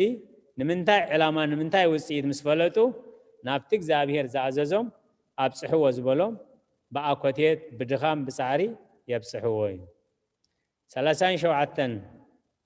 በታ ድሕረይቲ መዓልቲ ዓባይ መዓልቲ በዓል ኢየሱስ ደው ኢሉ ጨደረ በለውን ዝጸመአ እንተሎ ናባይ ምጻእ እሞ ይስተይ እዚ በዓል እዚ ክንደይ በዓላት ከም ዘሎ ብዝሓለፈ ግዜና ርኢና ኢና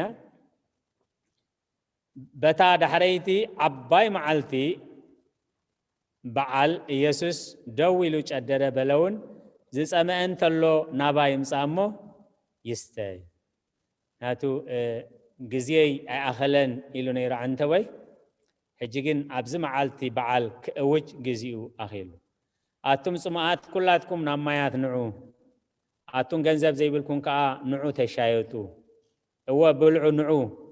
ብዘይ ገንዘብ ብኸሙ ወይንን ጸባን ተሻየጡ ገንዘብኩም ነቲ እንጌራ ዘይኮነ ጻማኹም ድማ ነቲ ዘየጽግበኩም ተጥፍሉስ ስለምንታይ ተጠንቂዕኩም ስምዑኒ ነቲ ዝጸበቐ ከዓ ብልዑ ነፍስኹምን ብጣዕሚ ባህ ክብላዩ እዝንኹም ናባይ ጽለው እሞ ናባይ ንዑ ስምዑ ነፍስኹም ድማ ብህይወት ክትነብር እያ ኣነ እቲ ንዳዊት ዘተስፈኽዎ ነባሪ ጸጋ ዘለዓለማዊ ኺዳን ምሳኻትኩም ከኣቱ እየ ኣብዛ ትንቢት ኢሳያስ 55 ካብ 1 ክሳብ 3 11 ክንገብሮ ዘለና ምስ ኣዘዘ እዞም 11 እንተደኣ ጌርናዮም 3 ዓበይቲ ነገራት ካቐሚጥ ኣሎ ነፍስኹም ድማ ብህይወት ክትነብር እያ ዘለዓለማዊ ህይወት እዩ ካልኣይ ኣነ እቲ ንዳዊት ዘተስፈኽዎ ነባሪ ጸጋ ነባሪ ነባሪ ጸጋ ንብል ነስምረላ ነባሪ ጸጋ ኣቦታትና ኣብ ቅዳሴ ክጸልዩ ከለዎም እንታይ እዮም ዝብሉ ምስ ተዋህበ ዘይሕደግ ጸጋ ኣለዎ ስለዚ ተወድኦ ካባና ሕዲጉ ንኻልእ ክጥቀመሉ ይኮነን ዝወስዶ እግዚአብሔር እንተወሲድዎ ንሕና ነቲ ዝሃበና ጸጋ ብቑዓት ኮይና ብዘይምርካብና እምበር እግዚአብሔር ናይ ሓደ ጸጋ ልዒሉ ናብ ካልእ ኣይህብን ምክንያቱ ብጸጋ ብውህበት ሃብታም ስለዚ ነብስኹም ድማ ብህይወት ክትነብር እያ ኣነ እቲ ንዳዊት ዘተስፈኽዎ ነባሪ ጸጋ ዘለዓለማዊ ኪዳን ምሳኻትኩም ከኣቱ እየ ክብሪ ንዝኽሪ ስሙ ይኹን እዚ ተስፋ እዚ أب حدش كدان أبولي كدان استوهبه بتنبيت أب حدش كدان كأب بتكبر نفسهم دما هيوت كتنبره سلازي اتي نكاتات اللي زلنا صلوة سرك يكون مصنعات مصحف قدوس تقند علامة انت بهيوت منبار زل علامة هيوت مركابه مس እግዚአብሔር ምህላው ካ ህይወት እንታይ ኢሉ ሽዑ እቲ ንዳዊ ዘተስፋ ሁዎ ነባሪ ጸጋ مستوهبه زي حدق ጸጋ ኣለዎ ንምምርማር ናኡ ቀርብ ዝኽእል የለን مستوهبه زي حدق ጸጋ ኣለዎ ዘለዓለማዊ ኪዳን ካይ ሰባት ውዕል የውዕሉ እሳቶም ምስ ሓለፉ ሰባት ኣብ ስልጣን ምስ መጹ ሕጊ የውጹ እሳቶም ምስ ሓለፉ ኸ ሕጊ ይሰዓር እግዚአብሔር ግን ዘለዓለማዊ ስለ ዝኾነ ህላዊው እትንሱ ዝሃቦ ኪዳን ካ ዘለዓለማዊ እዩ ስለ ቃላቱ እግዚአብሔር ዝተመስገነ ይኹን ጽኒልኩም ስለ ሰማዓኹም ንትገብርዎ ጸሎት ኩሉ እግዚአብሔር ይስማዓኹም ከምቲ ኩሉ ግዜ ንብሎ እቲ ቀዳማይ ካባኻትኩም ንጽበዮ ብዙሓት ሰብ ጸጋ ሰብ ሞያ ይርኢ ስለ ዘለኹ ኣብዚ ጉባኤና እዚ ጌጋ እሞ ጽባሕ እንደዘይተደግመ እዚ ኣይትግበርን ኣሎሞ እንተተገይሩ ንጉባኤ ምጠቐመ ትብልዎ ሃናፂ ሓሳባት ሃናፂ መዕረምታ ንኹሉ ንቕበል ኢና ከምኡውን ሕቶ ርእይቶ ተወሳኺ ሓሳባት እቲ ግዜ ናይ ጉባኤ ግዜ እዩ ናብ ጉባኤ መሓላልፍ ኣለኹ ጽኒኢልኩም ስለ ዝሰማዕኹምኒ ደጊመ ኣብ ትገብርዎ ጸሎት ኩሉ እግዚአብሔር ይስማዓኹም አሜን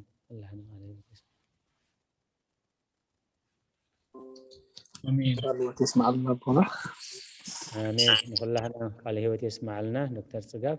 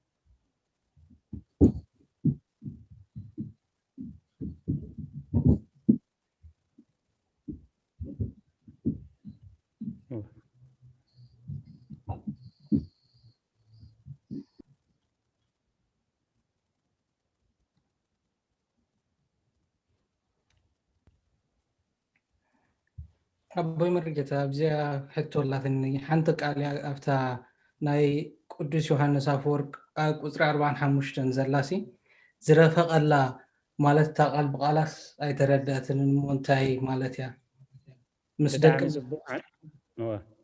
بتعمي صبق رفاقة مالت بجيز كوف بلا مالتي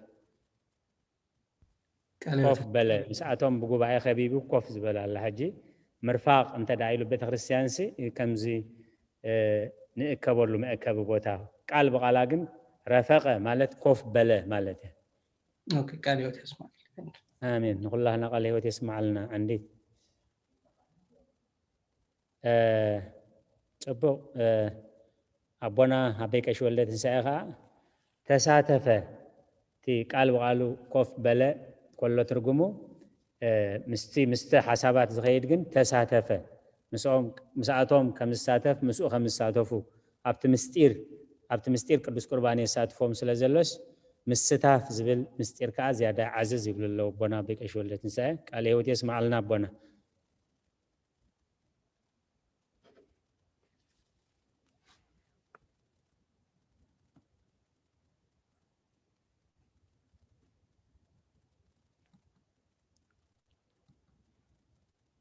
رايت جزينا نتقمل له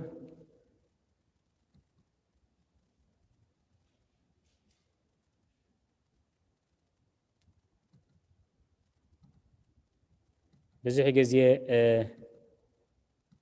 زيادة كنستوعل لما أنت بزح جزية نقلصه تمرت وانجيل مزنعات مصحف قدوس ببزحات ممهران ناي تيولوجي سمويا كنمهرون كنسمعون نخيل لنا أبزان إيش تيعقل قلوتنا جن أب نفس وكف قال نتي قال مسيوتنا مسألتها ومنا برونا مخنيات انت ايت صحيح زلو اتسمعوا قال مستوم سمعوا مستوم سمعتوا بامنت سلازي حبره نمدحان ايتقمموني سلازي اب هيوتنا مسيوتنا انت تحازنا اندحر كنزنعو بهيوتا انت تحازنا كنبرلو اندحر فتينا برديت منفس قدوس فلتتنا نعبي نحاتيات مسعرنا نعبي رديتنا نعبي نبرخت كنكون صواعا فقاد أملاخ زيمو كل جزية مسيوتنا نتحازنا أهيدو كو همزي أميلومو ويتا أسكرس كو نا أهيدو كو همزي لوم يهودا كو همزي غيرو كنبل علال قليلي مالت سلازي اتو ناتاتوم جيغا أباي كيدبقامي كيولوس نفسي كمي غرخ ريال النزبل كل جزية مسيوتنا نتحازنا كنريو زابير زستوعلو أمرها بنا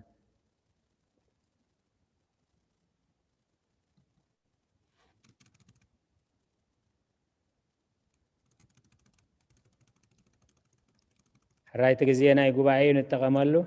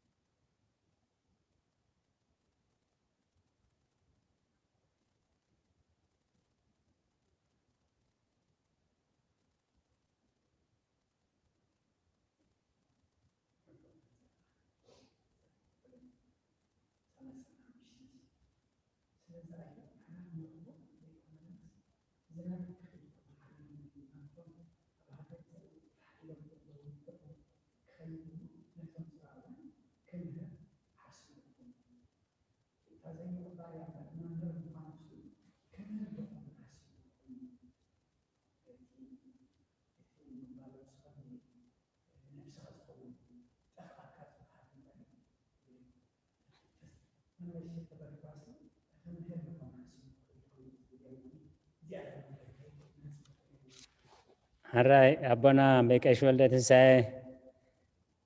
قباي كساب زموسوس أنا حنت حتى حتى تيلو حنت حتى حتنا له هراي عللتا سمعك الله قنميتي خزل لخي عللتا هراي أبونا حتى ولا تني من الوقت أفتا ما مجرشة فقد سالسان شو عتنسي እግዚአብሔር ሲ ንዓኻ ዝሃበካ ፀጋስ ካባኻ ምንጢሉ ንኻለ ሰብኣይ ሂቦኒ ኢልኩም ናሞኒ ምስታ ናይ ኣብ ወንጌል ማቴዎስ ዘላ ናይ መክሊት ዝህቦም ትጎይቶም ንሰለስተ ሰባት ዝህቦም መክሊት ምስ ኣቁርብተ ዳናግራት ንሞስ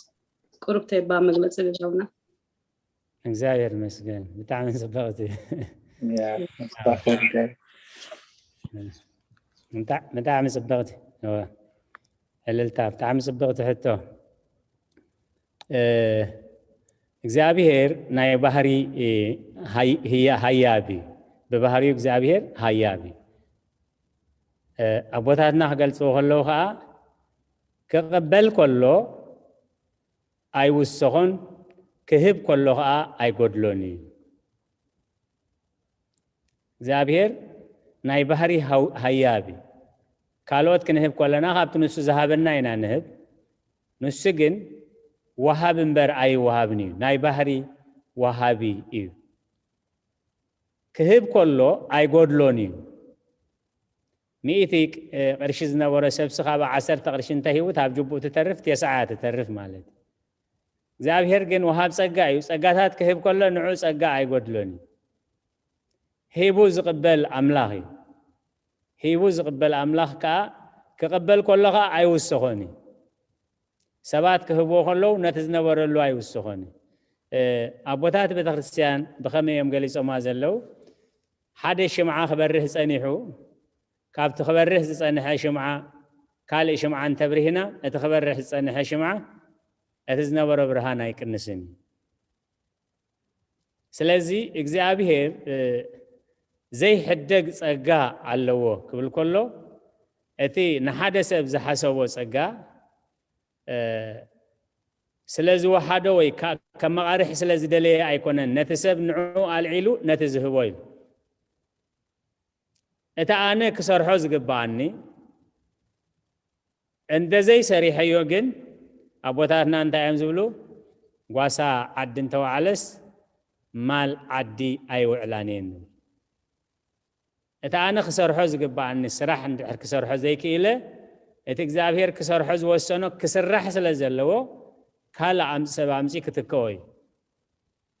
ንኣብነት ናይ ይሁዳ ስራሕ ናይ ይሁዳ ክሰርሖ ዝግብኦ ንምስራሕ ንማትያስ ናብ ሃዋርያነት መፅዩ ማለት ስለዚ እቲ ምስ ይሁዳ ዝነበረ ፀጋ ኣይኮነን ንማትያስ ሂብዎ ኢሉ ይሁዳ ነቲ ዝተዋህቦ ፀጋ ኣጥፊይዎ እዩ እቲ ጥፉእ ወዲ መሰል ውልድነቱ ኣጥፊዩ እዩ እቲ ኣቦ ግን ካብቲ ወሃቢ ባህሪዩ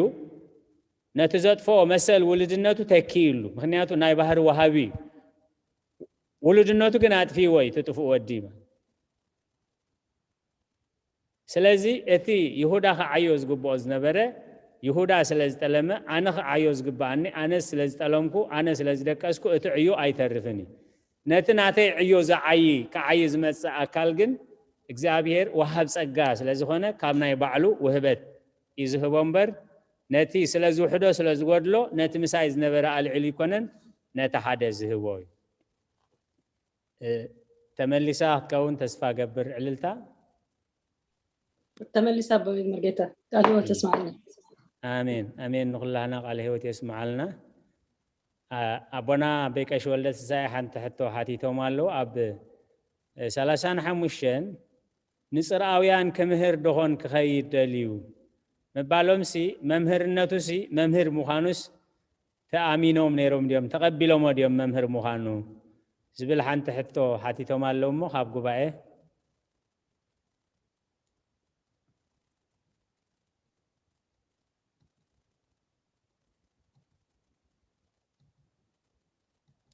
ሕራይ ካልእ ዘለና ሓሳባት ሕቶታት ንዓ እንዳዘከርና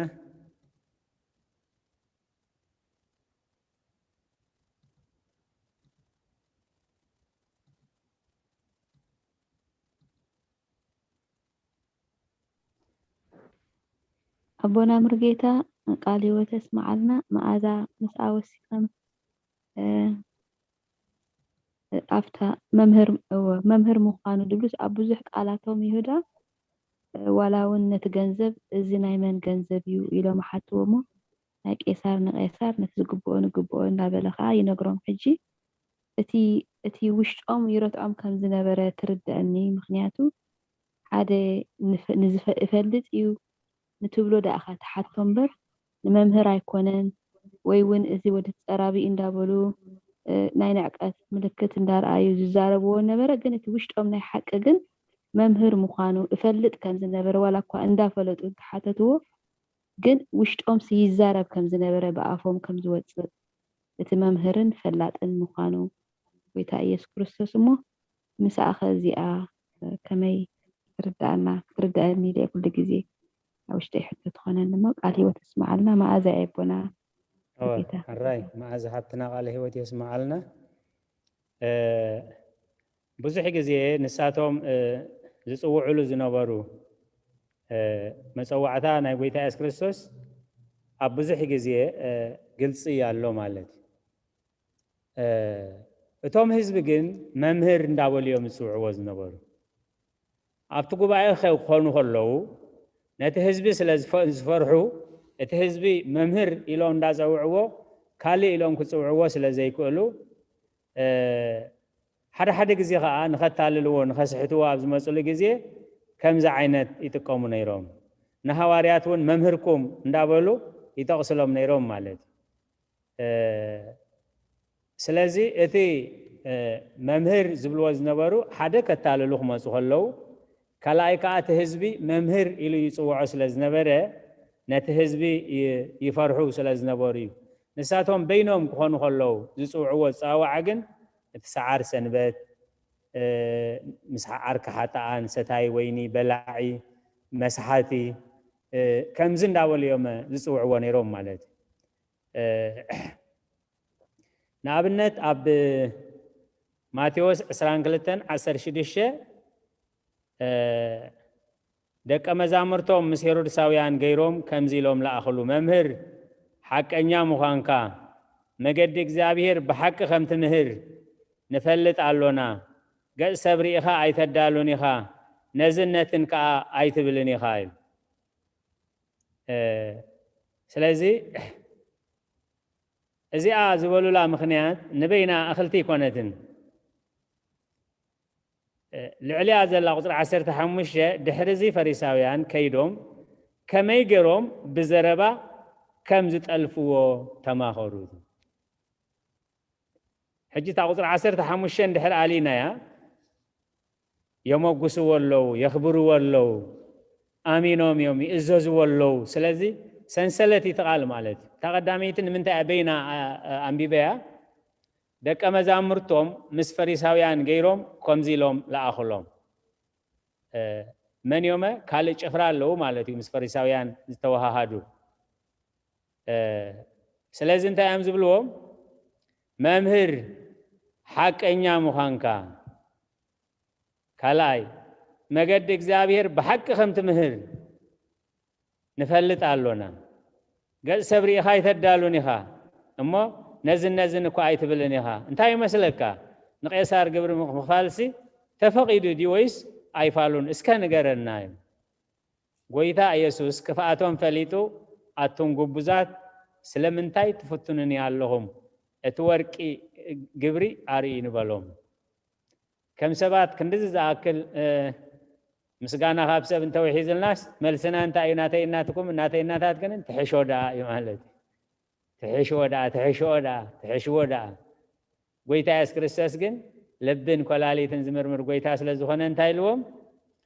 ኣቶም ጉቡዛት ስለምንታይ ትፍትኑኒ እዩ ክፍኣቶም ፈሊጡ እዩ ጎይታ ኢየሱስ ክፍኣቶም ፈሊጡ ኣቶም ጉቡዛት ስለምንታይ ትፍትኑን ኣለኹም እቲ ወርቂ ግብሪ ኣርኢ ንበሎም ንሳቶም ከዓ ዲናር ኣምፅእሉ ስለዚ ከመይ ገሮም የማስሪሖም ንሳቶም ነቲ ዲናር ብሓደ ገጹ ናይ ቄሳር ብሓደ ገጹ ከዓ ናይ እግዚኣብሔር ኢሎም የማስሪሖም ንቄሳር ሃብዎ እንተዳ ኢለና እሞ ናይ እግዚኣብሔር እንዲ ዝብል ዘሎ ንእግዚኣብሔር ከክንጠልሞ ክብልዎ እዮም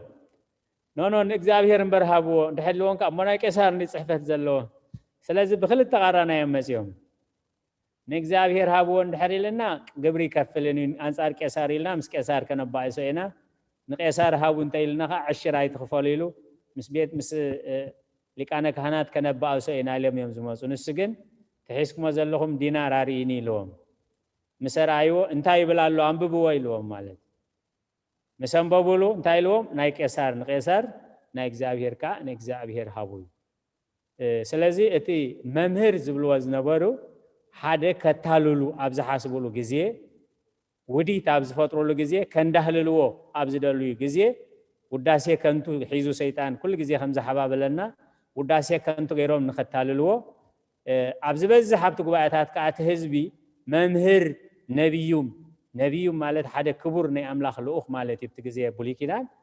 ነቢዩም መምህር ኢሎም ዝፅውዕዎ ስለ ዝነበሩ እንድሕር ዘንጢሎሞ እቲ ህዝቢ ኣንጻሮም ከይከይድ ምእንቲ ምክንያቱ ምስቲ ህዝቢ ይትናብሮም ቅዱስ ብሩኽ እናበሉ ነቲ ህዝቢ እናተላሉ እዮም ዝነብሩ ንጎይታ ኢየሱስ ክርስቶስ ከዓ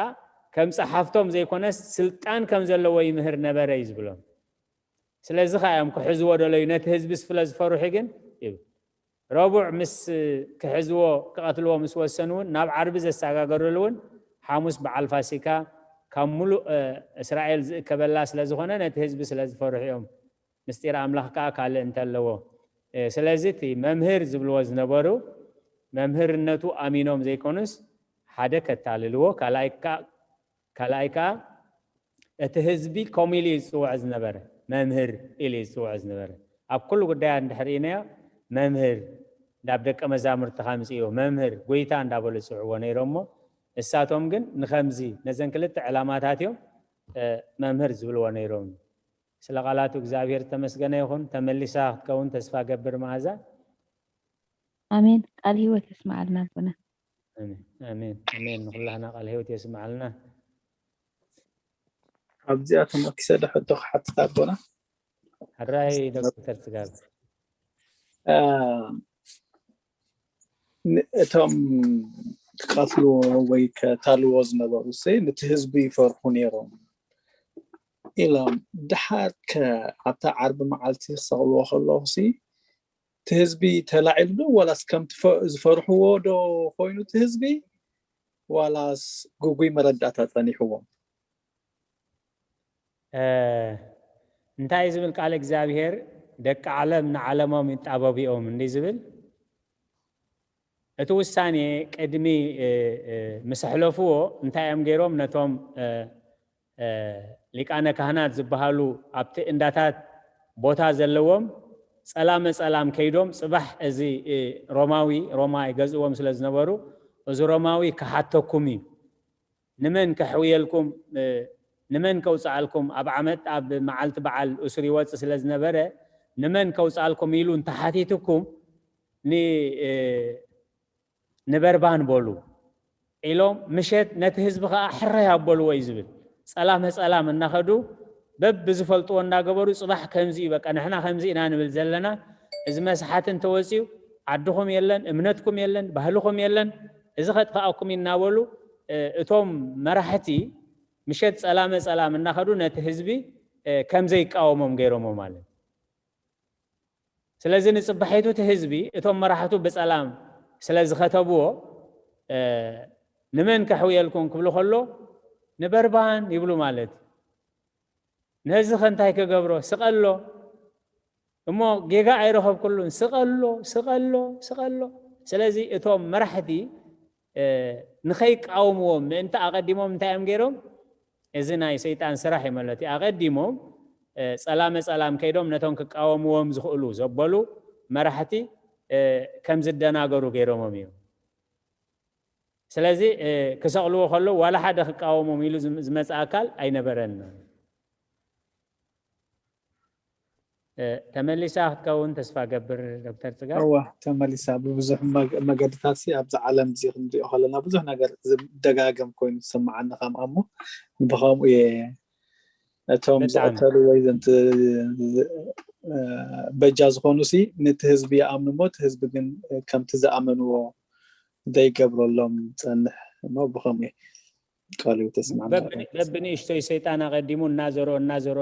ፀንሕ እሞ እቲ ህዝቢ ሽዑዋ ነውን ኮኸም ሰሚዐ ነይረ ቅድሚ ሕጂ እውን ኮኸም ዝተባሂሉ ነይሩ እናተባህለ ነቲ ሰይጣን ክገብሮ ዝሓስብ ኣብ ብዙሕ ግዜ ከም ኣብነት ክትኮነና ኢዛቤል ንናቡቴ ክትቀትሎ ከላሲ ክልተ ክሲ ኣልዒላትሉ ማለት ንእግዚአብሔርን ንንጉስን ፀሪፉ ዝብል ክሲ ማለት እታ ናይ ናቦት ጌጋ ኣታክልቲ ወይነይ ርስተይ ንደቀይ እምበር ርስተይ ኣይሸይጥን እዚኣ ነይራታ ዝመለሳ መልሲ ስለዚ ኤልዛቤል እንታይ ኣይላ ንንጉስ ፀሪፉ ኢሎ ጥራይ እንተተኸሲሳቶ እቶም ቤተ ክህነት እቶም ሌዋውያን ክቃወምዋ ስለ ዝኽእሉ እንድሕር ንእግዚአብሔር ፀሪፉ ተባሂሉ ከዓ እቶም ነገስታት እዚ እሞ ንመራሕቲ ሃይማኖት እዩ ዝምልከት ንዓና ይምልከትኒ ኢሎም ሸለል ከይብልዎ ምእንቲ ንእግዚአብሔርን ንንጉስን ፀሪፉ ኣብቲ ሕጊ ኦሪት ከዓ ንእግዚአብሔር ዝፀረፈ ሞት ይሙት ዝብል ፅሑፍ ኣሎ እቶም ኣብቲ መንበር ዘለው ሰባት ከዓኒ ነቲ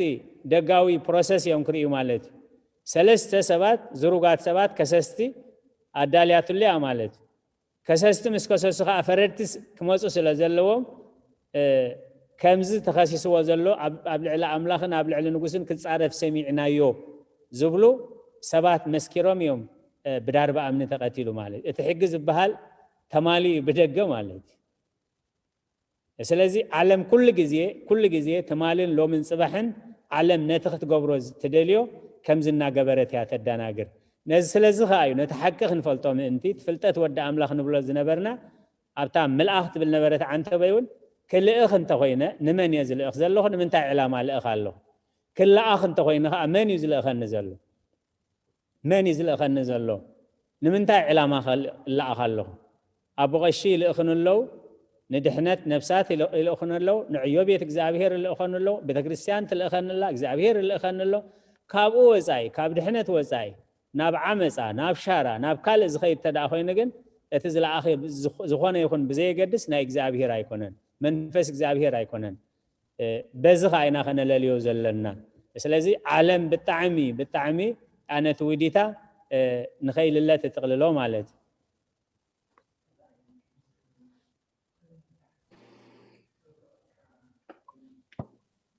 بودا هيوتي خميمسيكم كلكم الراي سمع الله هيوت حبتنا إشي أنا خازلات النساء دونو نمال بات كل جزء عتم تونس بلعبكم إمور كستايز قبر دلخو أبتا سالسان 4 سي كدوليني أي ترخبوننيكم نبتا أنا زلخوها نسخاتكم كتمطو أي كونلكم نيو حجة حدا أبناي ننوي أبونا أشي ولدن سأنتاي لو من أني روم ساعات خير كوينا تسميعتني أبغوس أنا 5 6 أباقيعو من كبتو من حيزو من إزقابيها كدوليو يخدو جناخي أيرخوون نسو كابقوم رحيقيو إلما بزي حجسي مستني عدنا كبولو زا تغسزي أسي إزقيه الرحيقون نازل لخين تسمعني أبتي أولا بتخرستيان نخون ولاتي كل جزء أنا أنت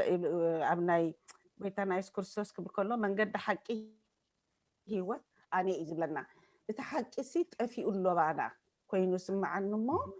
قرب تيجي أسمع ساعات خيدو عبر خطبوا لنا دلي كم تبنا زبلو أزجابي هركابنا رحقوا كابز 5 دحنا نايلهم يوم كل جزء زبلونا مو كم هين تسمعني ذات قصدي أمسون بكوزا 20 أمين 4 إزجي هرسي رحقنا لهم زخلوا تصلات زخلوا غستايس خفاتنا بزح الله مثلني ولا بتخرستياننا وين آتيو الله بحق اسكستاي خيد عين خيد نزلنا نسخة ونوحنا زلوا زجير بيسمعنا زلوا لس يستنتنا مو قربتي بقى كتبوا لنا دليل صدقتي أتحسب هو تحبتنا أملاخ زي كنا رحقنا زلقن نحنا يناخب أملاخ رحقنا زلنا ساتا بالسمان نحنا كاب أملاخ رحقنا لنا نباي تملسو أنا خا نباهم كملس سلازي بزح جزء أب منفساوي هوت مخنياتات نفترو اللي ناقن እግዚአብሔር ዝበሎ ነገር ሓንቲ ደቂቁና ይጸንሕን ስለዚህ ረህዋና ክበዝሕ መዓትና ክውዳእ እትሽግርና ከብቅዕ ናብ ረህዋ ክንመጽ እንትኾይና ናብ እግዚአብሔር ነፍስ ወከፍና ናብ እግዚአብሔር ብንስሓ ክንምለስ አሎና ብንስሓ እንተዳ ተመሊስና ናብ እግዚአብሔር ቀሊል ንእግዚአብሔር ከም ዝግበር ከም ዝስራሕ ብከም ዝገርካ ረዳእና ኢልና ንእግዚአብሔር ክንሕብሮ ናህና ስልጣን አይኮነን ብርግጽ ግን አነን ህዝበይን በዲልናካ ኢና ኤርምያ ዳንኤል እዝራ ነህምያ ምዕራፍ 9 ናይ ሰለስቲኦም ምዕራፍ 9 ዝጥቀምሉ ዝነበሩ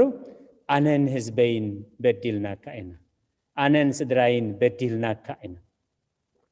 ህዝብ እስራኤል በዲሎሙሃ አይኮነን ዝብሉ ነይሮም አነን ህዝበይን ናብ ቤት እግዚአብሔር ከአትኸሎ ነቲ ህዝቢ ናይ ብሙሉእ ሓጢአት ወኪል እዩ ናብቲ ቤት እግዚአብሔር ዝኣቱ ናብቶም ህዝቢ ክኸይድ ከለኻ ናይ እግዚአብሔር ወኪል ናይ እግዚአብሔር ልኡኽ ኮይኑ እዩ እግዚአብሔር ከም ዝብለኩም ኣሎ ዝብሎም ማለት ስለዚ እታ ጽሕፍቲ ናባይ ተመለሱ ኣነ እውን ናባኹም ክመለስ ኣብ ትንቢት ኤርምያስ ምዕራፍ 3 ቁፅሪ 15 እንታይ ዝብል ናባይ ተመለሱ እሞ በአእምሮን ብምስትውዓልን ከም ልበይ ገይሮም ዝጓስይኹም ጓሶት ክህበኩም እዩ ስለዚ ትጉስነት መሪሕነት ክብል ከሎ ስጋዊ ይኹን መንፈሳዊ ይኹን እቲ ቃል ህያው ስለ ዝኾነ ናባይ ተመለሱ እሞ ኣነ ከዓ ከም ልበይ በአእምሮን ብምስትውዓልን ገይሮም زغواسيكم غاسوت كهبكم سلازي تقال هياوي نحنا إنا كنملس زلنا نحنا أنت دا تملشنا እግዚአብሔር አብ ቃሉ እሙን አምላኽ እዩ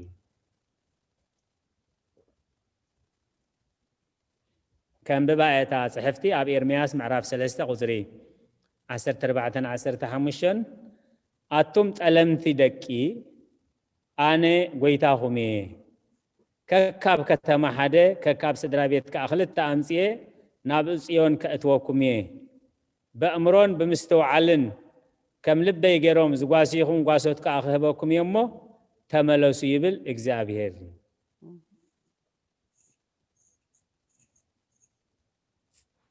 سلقالات إجزابير استمسجنا يهون سلزي أب تاريخ أملاخن حزب أملاخن دحرينا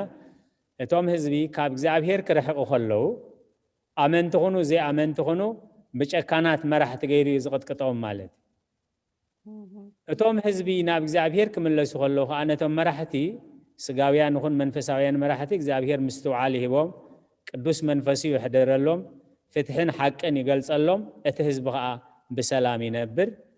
نእግዚአብሔር بسلام يملخ ማለት ስለዚህ ተፈታህ ነህና ናብ እግዚአብሔር በቃል እግዚአብሔር መሰረት ናባይ ተመለስሞ አነኻ በምስተዋዓልን በእምሮን ከም ልበይ ገሮም ዝመርሕኩም መራሕቲ ክህበኩም ስለዚህ ብዙሕ ግዜ በቶም አመንት ጥራይ ዘይኮነ ካብ በዓል ባቢሎን ኢየሩሳሌም እንዳውፀ ናብካዶነጾር እንዳምፀ ናምርኮ ዘእትዎም ዝነበረ እቶም ዝገዝእዎም ሓያላት ስለ ዝነበሩ ኣይኮኑን እግዚአብሔር ብኸምኦም ገይሩ ክቐፅዖም መደብ ስለ ዝገበረ እዩ ኣብ ትንቢት ኢሳያስ ምዕራፍ 10 ቁፅሪ 5 እንታይ ዝብል ኣሶር ሾበጥ ይደዩ ማለት ነቲ ህዝቢ ምስ ቀፅዐ ነቲ ቅፅዕ ዘለዎ ህዝቢ ምስ ቀፅዕ ኣነ ከዓ ንዑ ንባዕሉ ክቐፅዕ ምክንያቱ ኣነ ባዕለይ ከም ዘደየብክዎ ኣይፈለጠን ሓይለይ ኣይፈለጠን ባዕሉ ንኢየሩሳሌም ከም ዝማረኸ ኣይ ዝመስሎ ዘሎ ኣሶር ገና ሾበጥ ይደዩ ስለዚህ ብርግጽ ንሕና ኢና ካብ እግዚአብሔር ርሒቕና ዘለና ናብ እግዚአብሔር ክንምለስ እግዚአብሔር ከአንተ ተመለሽና እንተ ተመሊስኩም ኣነ ከዓ ክምለሰኩም ኢሉ ህያው ቃል ኣትይልናይ ትማሊ ከም ዝነርኩም ቅድሚ ትማሊ ከም ዝነርኩም ዝብል ኣምላኽ ኣይኮነን ናባይ ተመለስሞ ኣነ ከዓ ናባኹም ክምለስ በእምሮን ብምስተውዓልን ከም ልበይ ገይሮም ዝጓሲኹም ጓሶት ክህበኩም ስለቃላቱ እግዚአብሔር ዝተመስገነ ይኹን ተመሊሳ ክትከውን ተስፋ ገብር ህይወት ሓብትና وحاولنا مرقيتا بالطعم قليز كوبلي أقليز خلي بالطعم الدس كابحي ما تيسي تيرد يأتني بطعمي تي نحن من الله سالنا الساعة خبل عدلين يا رما أبريكم لنا تشبو جيبكم thank you እግዚአብሔር መስገን እቲ ግዜና ያአክላሎ ምናልባት ዘይራየን ሕቶ እንተልይ ሓንቲ ሕቶ ክንቀበል ከምቲ ኮይኑ ግን ግዜና አክላሎ እዚ ቃለ ምዕዳን ገይሮም ብጸሎት ከዓጽውልና ነበይ ቀሺ ወልደ ትንሳኤ ናብዛ ዓውደ ምህረት ብኽብሪ ዕድም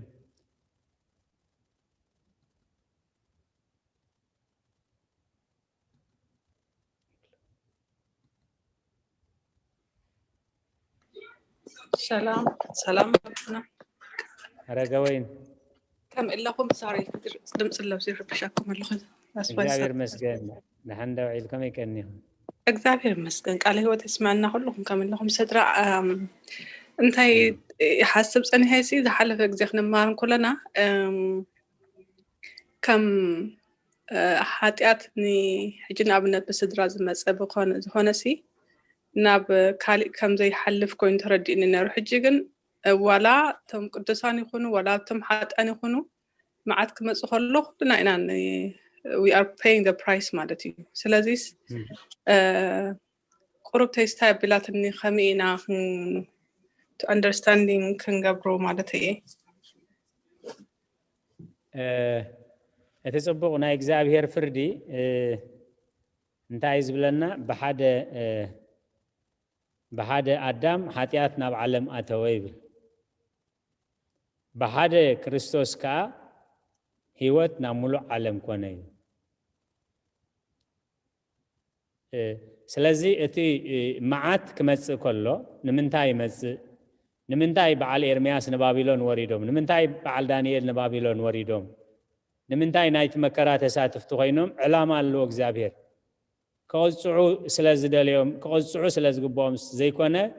الساتوم اتوم ني املاخ سبات مساتوم ابتمركون ابتمكران دزي وريدوم اتهزبي امكرو تحليلو تسفا قريصو نزل عالم كتفي سلازي ابتوان مكرا حجون እግዚአብሔር ተተመልሽናዮ ክምለሰናዩ እናበሉ ዝጓሲዩ ህዝቢ ዝጓሲዩ ጓሶት ይልከሎም ስለዚህ ነበረ ስለዚህም ተመከራ خመጽ ሆሎ ቶም ቅዱሳን ካ ናይት መከራ ቀዳምነት ተሳተፍት ዝሆኑ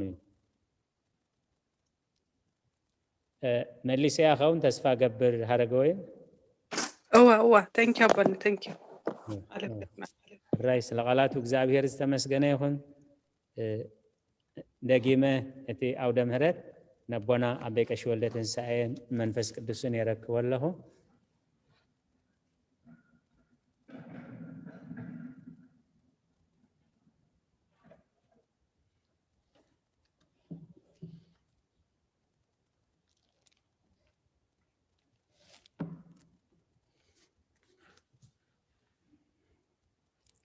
حراي كبرن مسغانان እግዚአብሔር አምላክና ይሁን كلكم أبوتاتن أديتاتن أحواتن حاتن كما يمسيكم كما يكنيكم أبزز لكم سلام እግዚአብሔር نعخاتكم يخون نزي معدزي እግዚአብሔር أملاخنا زخفتلنا أبكن بخالق نعلل ويكالق نرئي ويكالق نعلم تباهلنا نسمع قالوا نسمع قالوا نمهار እግዚአብሔር أملاخنا نزي عدل زي ذهبنا دقيمنا كبرن مسقانان نعو يخون نبونا دما زمهارونا حدا بحدا كم زردعنا قرم زبره لنا دما قال هوات يسمع لنا عدمان طعنان يهبلنا زمن أقل قلتكم دما يبارخ لنا كل جزء أبونا كمهرنا كلو دقاقي مم انت أمزب لنا اتن مهارو اتن سمعو اتن انببو مسيواتنا انتاي كخون كنوها هدو ويدما كنبرلو يم زبلنا تاريخ يكوننا نمهار زلنا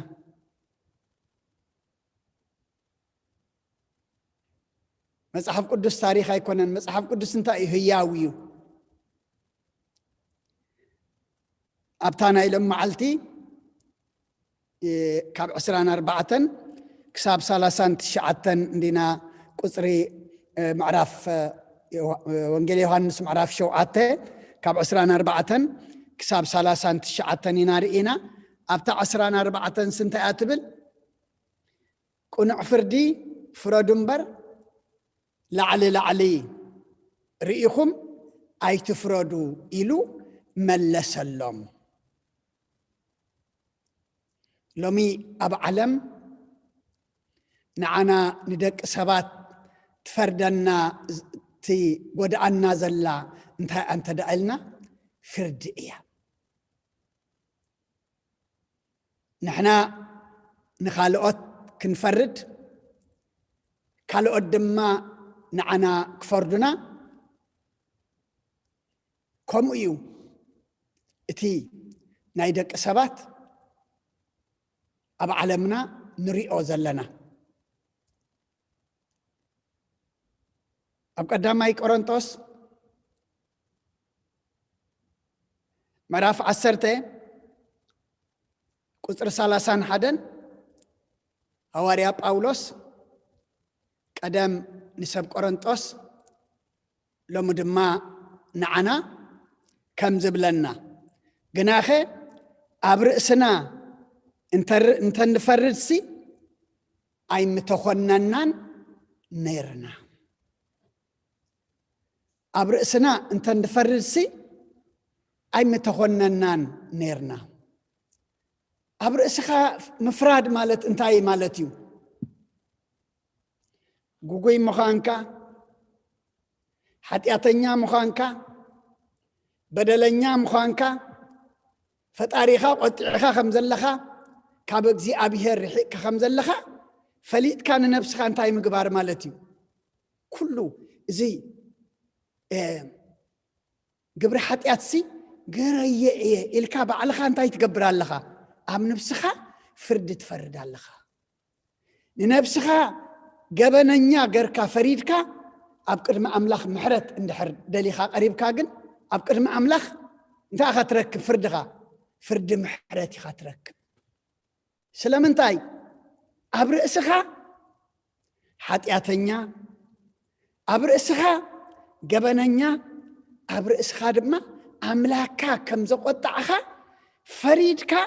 ስለ ዝቐረብካ እግዚኣብሔር ድማ ፍርዲ ምሕረት ፍርዲ ሕድገት ፈሪዱ እንታይ ገብረካ ናተይ ኢሉ ድማ ይቕበለካ እሞ ቁኑዕ ፍርዲ ፍረዱ እምበር ላዕሊ ላዕሊ ርኢኹም ኣይትፍረዱ ኢሉ መለሰሎም ኣብ ርእስና እንተንፈርድ ሲ ኣይምተኾነናን ነርና ኩልና ሰብኡትና ኣንስትና ዓበይትና ንኣሽቱና ፈፍርድና ሕጅና ኣነ በደለኛ እየ ኣነ ሓጢኣተኛ እየ ኣነ ድማ ገበንገረ እየ ኢልና ናብ እግዚኣብሔር እንተቐሪብና ኩልና ድማ እንታይ ክንረክብ ኢና ምሕረት ክንረክብ ኢና ምድርና ክትፍወስ እያ ዓለምና ድማ ክትፍወስ እያ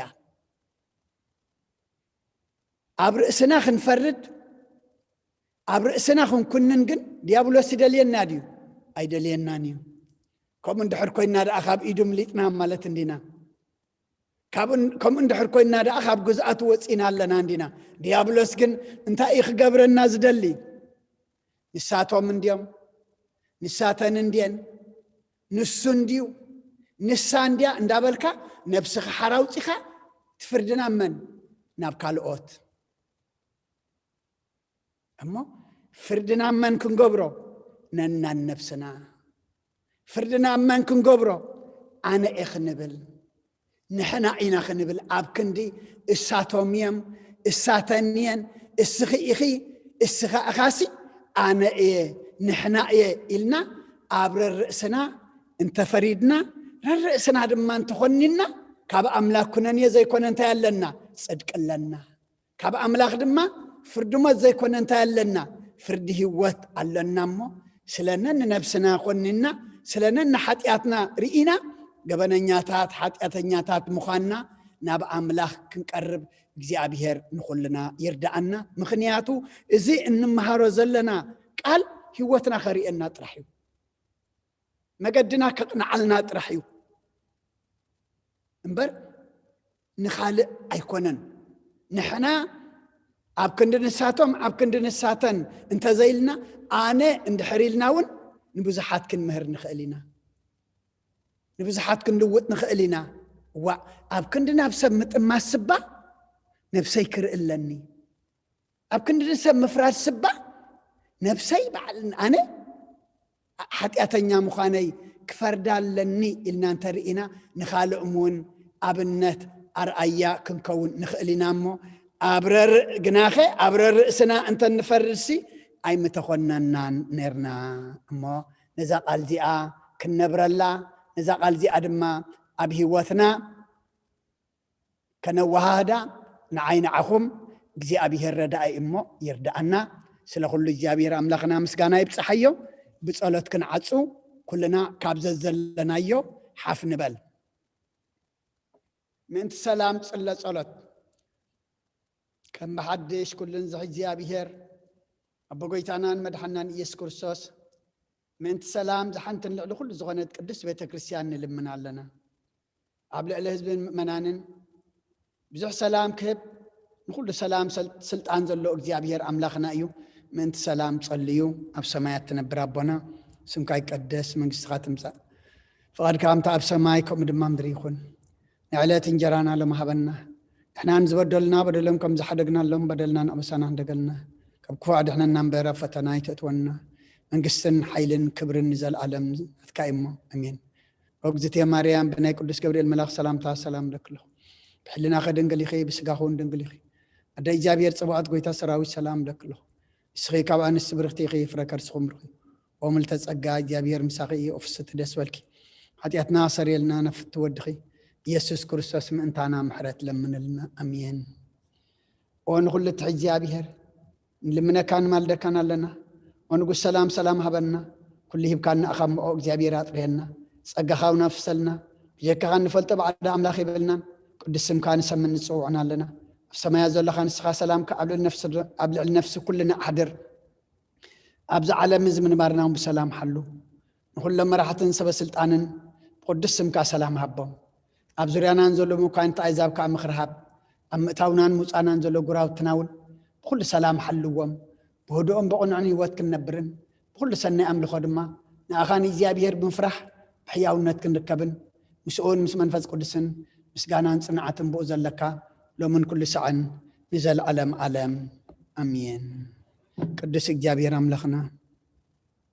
سلا كل نجار تمسكن سلا ذا سعزيئة تمسكن سلا الذهب كان نعدل قال كاغن مهار نسألت كنكح إذا عدل إذا سلا ذهب كاننا إذا عدل زون كابخا يخوين النامو كبرن مسقانان نعخا يخن نتي ذهب كاننا دما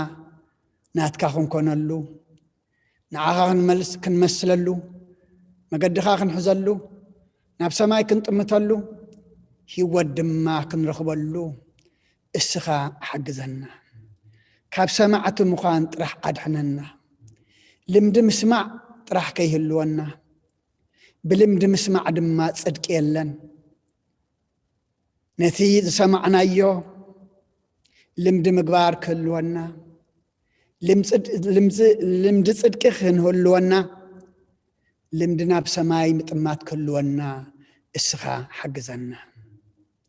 كم تبزي حدش نجر مسمع سي كلا أين برامن زبهل بب معلت لهم خنتي حدش كسمي زي كونسي نزل السمعنا يو هيوت كن جزعلو كن حدسلو صباح دما بتنسمعه محداس اسم محداس هيوت أبي لعلي هيوت كن رخبلو السخا حجزنا قال كم محزماي كم عين ماي في الفلال لمه وش أنا خرسرس فر هايمانات فر منفس قدس زفر كون اسخ حجزنا قدس إجابير أملاخنا كم زين حنا رخيبنا يزلنا قال كات سمعوا قال كات زسمعهم زسانو دما زسمع حبلنا نعالم سلام نزازلنا يهاجر سلام نهاجرنا نهزبنا نقرابتنا أمنقنا سلام هبنا إذا كله أب علمنا أن نريء زلنا حمام وقئن ورا وقئن طمية صمئن كرتة سدة برسة عنوة حزن بخيات مأسرة مدفعة دما كل نجار جابير أملاخنا نتحمام بطعنا بمحرات نتوقئن ورا وقئن بسلام نتهوكت بسلام نتطمية صمئن ببرخات نتحزن بدبس نتمبتتان بمتأخخاب نتي مأسرتي بمفتاح تقير لنا دما نلمنك لنا نسخان زغلو فوس لك سبز قبط تقنع سبز عصوة تخفت سبز خفوة تتصبق سبز الموت دما التبره أملاخي خامو كل نجار نباخا نحد قلنا أنن بارت كان أنن حزبنا عندما بدلنا إنامو يقرب لنا أنن حزبنا بدلنا إنامو يقرب لنا أنن حزبنا بدلنا إنامو يقرب لنا كم محرت كامبر كم بزحاتياتنا أيتخيدنا صومنا سبائينا تقبللنا مفتسمتو أريئنا بلمدي ببهل زي كونا سنتايداء بأمنات تملئنا بمنفس قدسكا تمريحنا خنصممو مدراو برختن سماي وهوتن كنرخبلو سخات ريو سخات تقبل صم كنصوم نسخ حجزنا ንጾምና ሰናይ ግብሪ ንጾምና ይቅረታ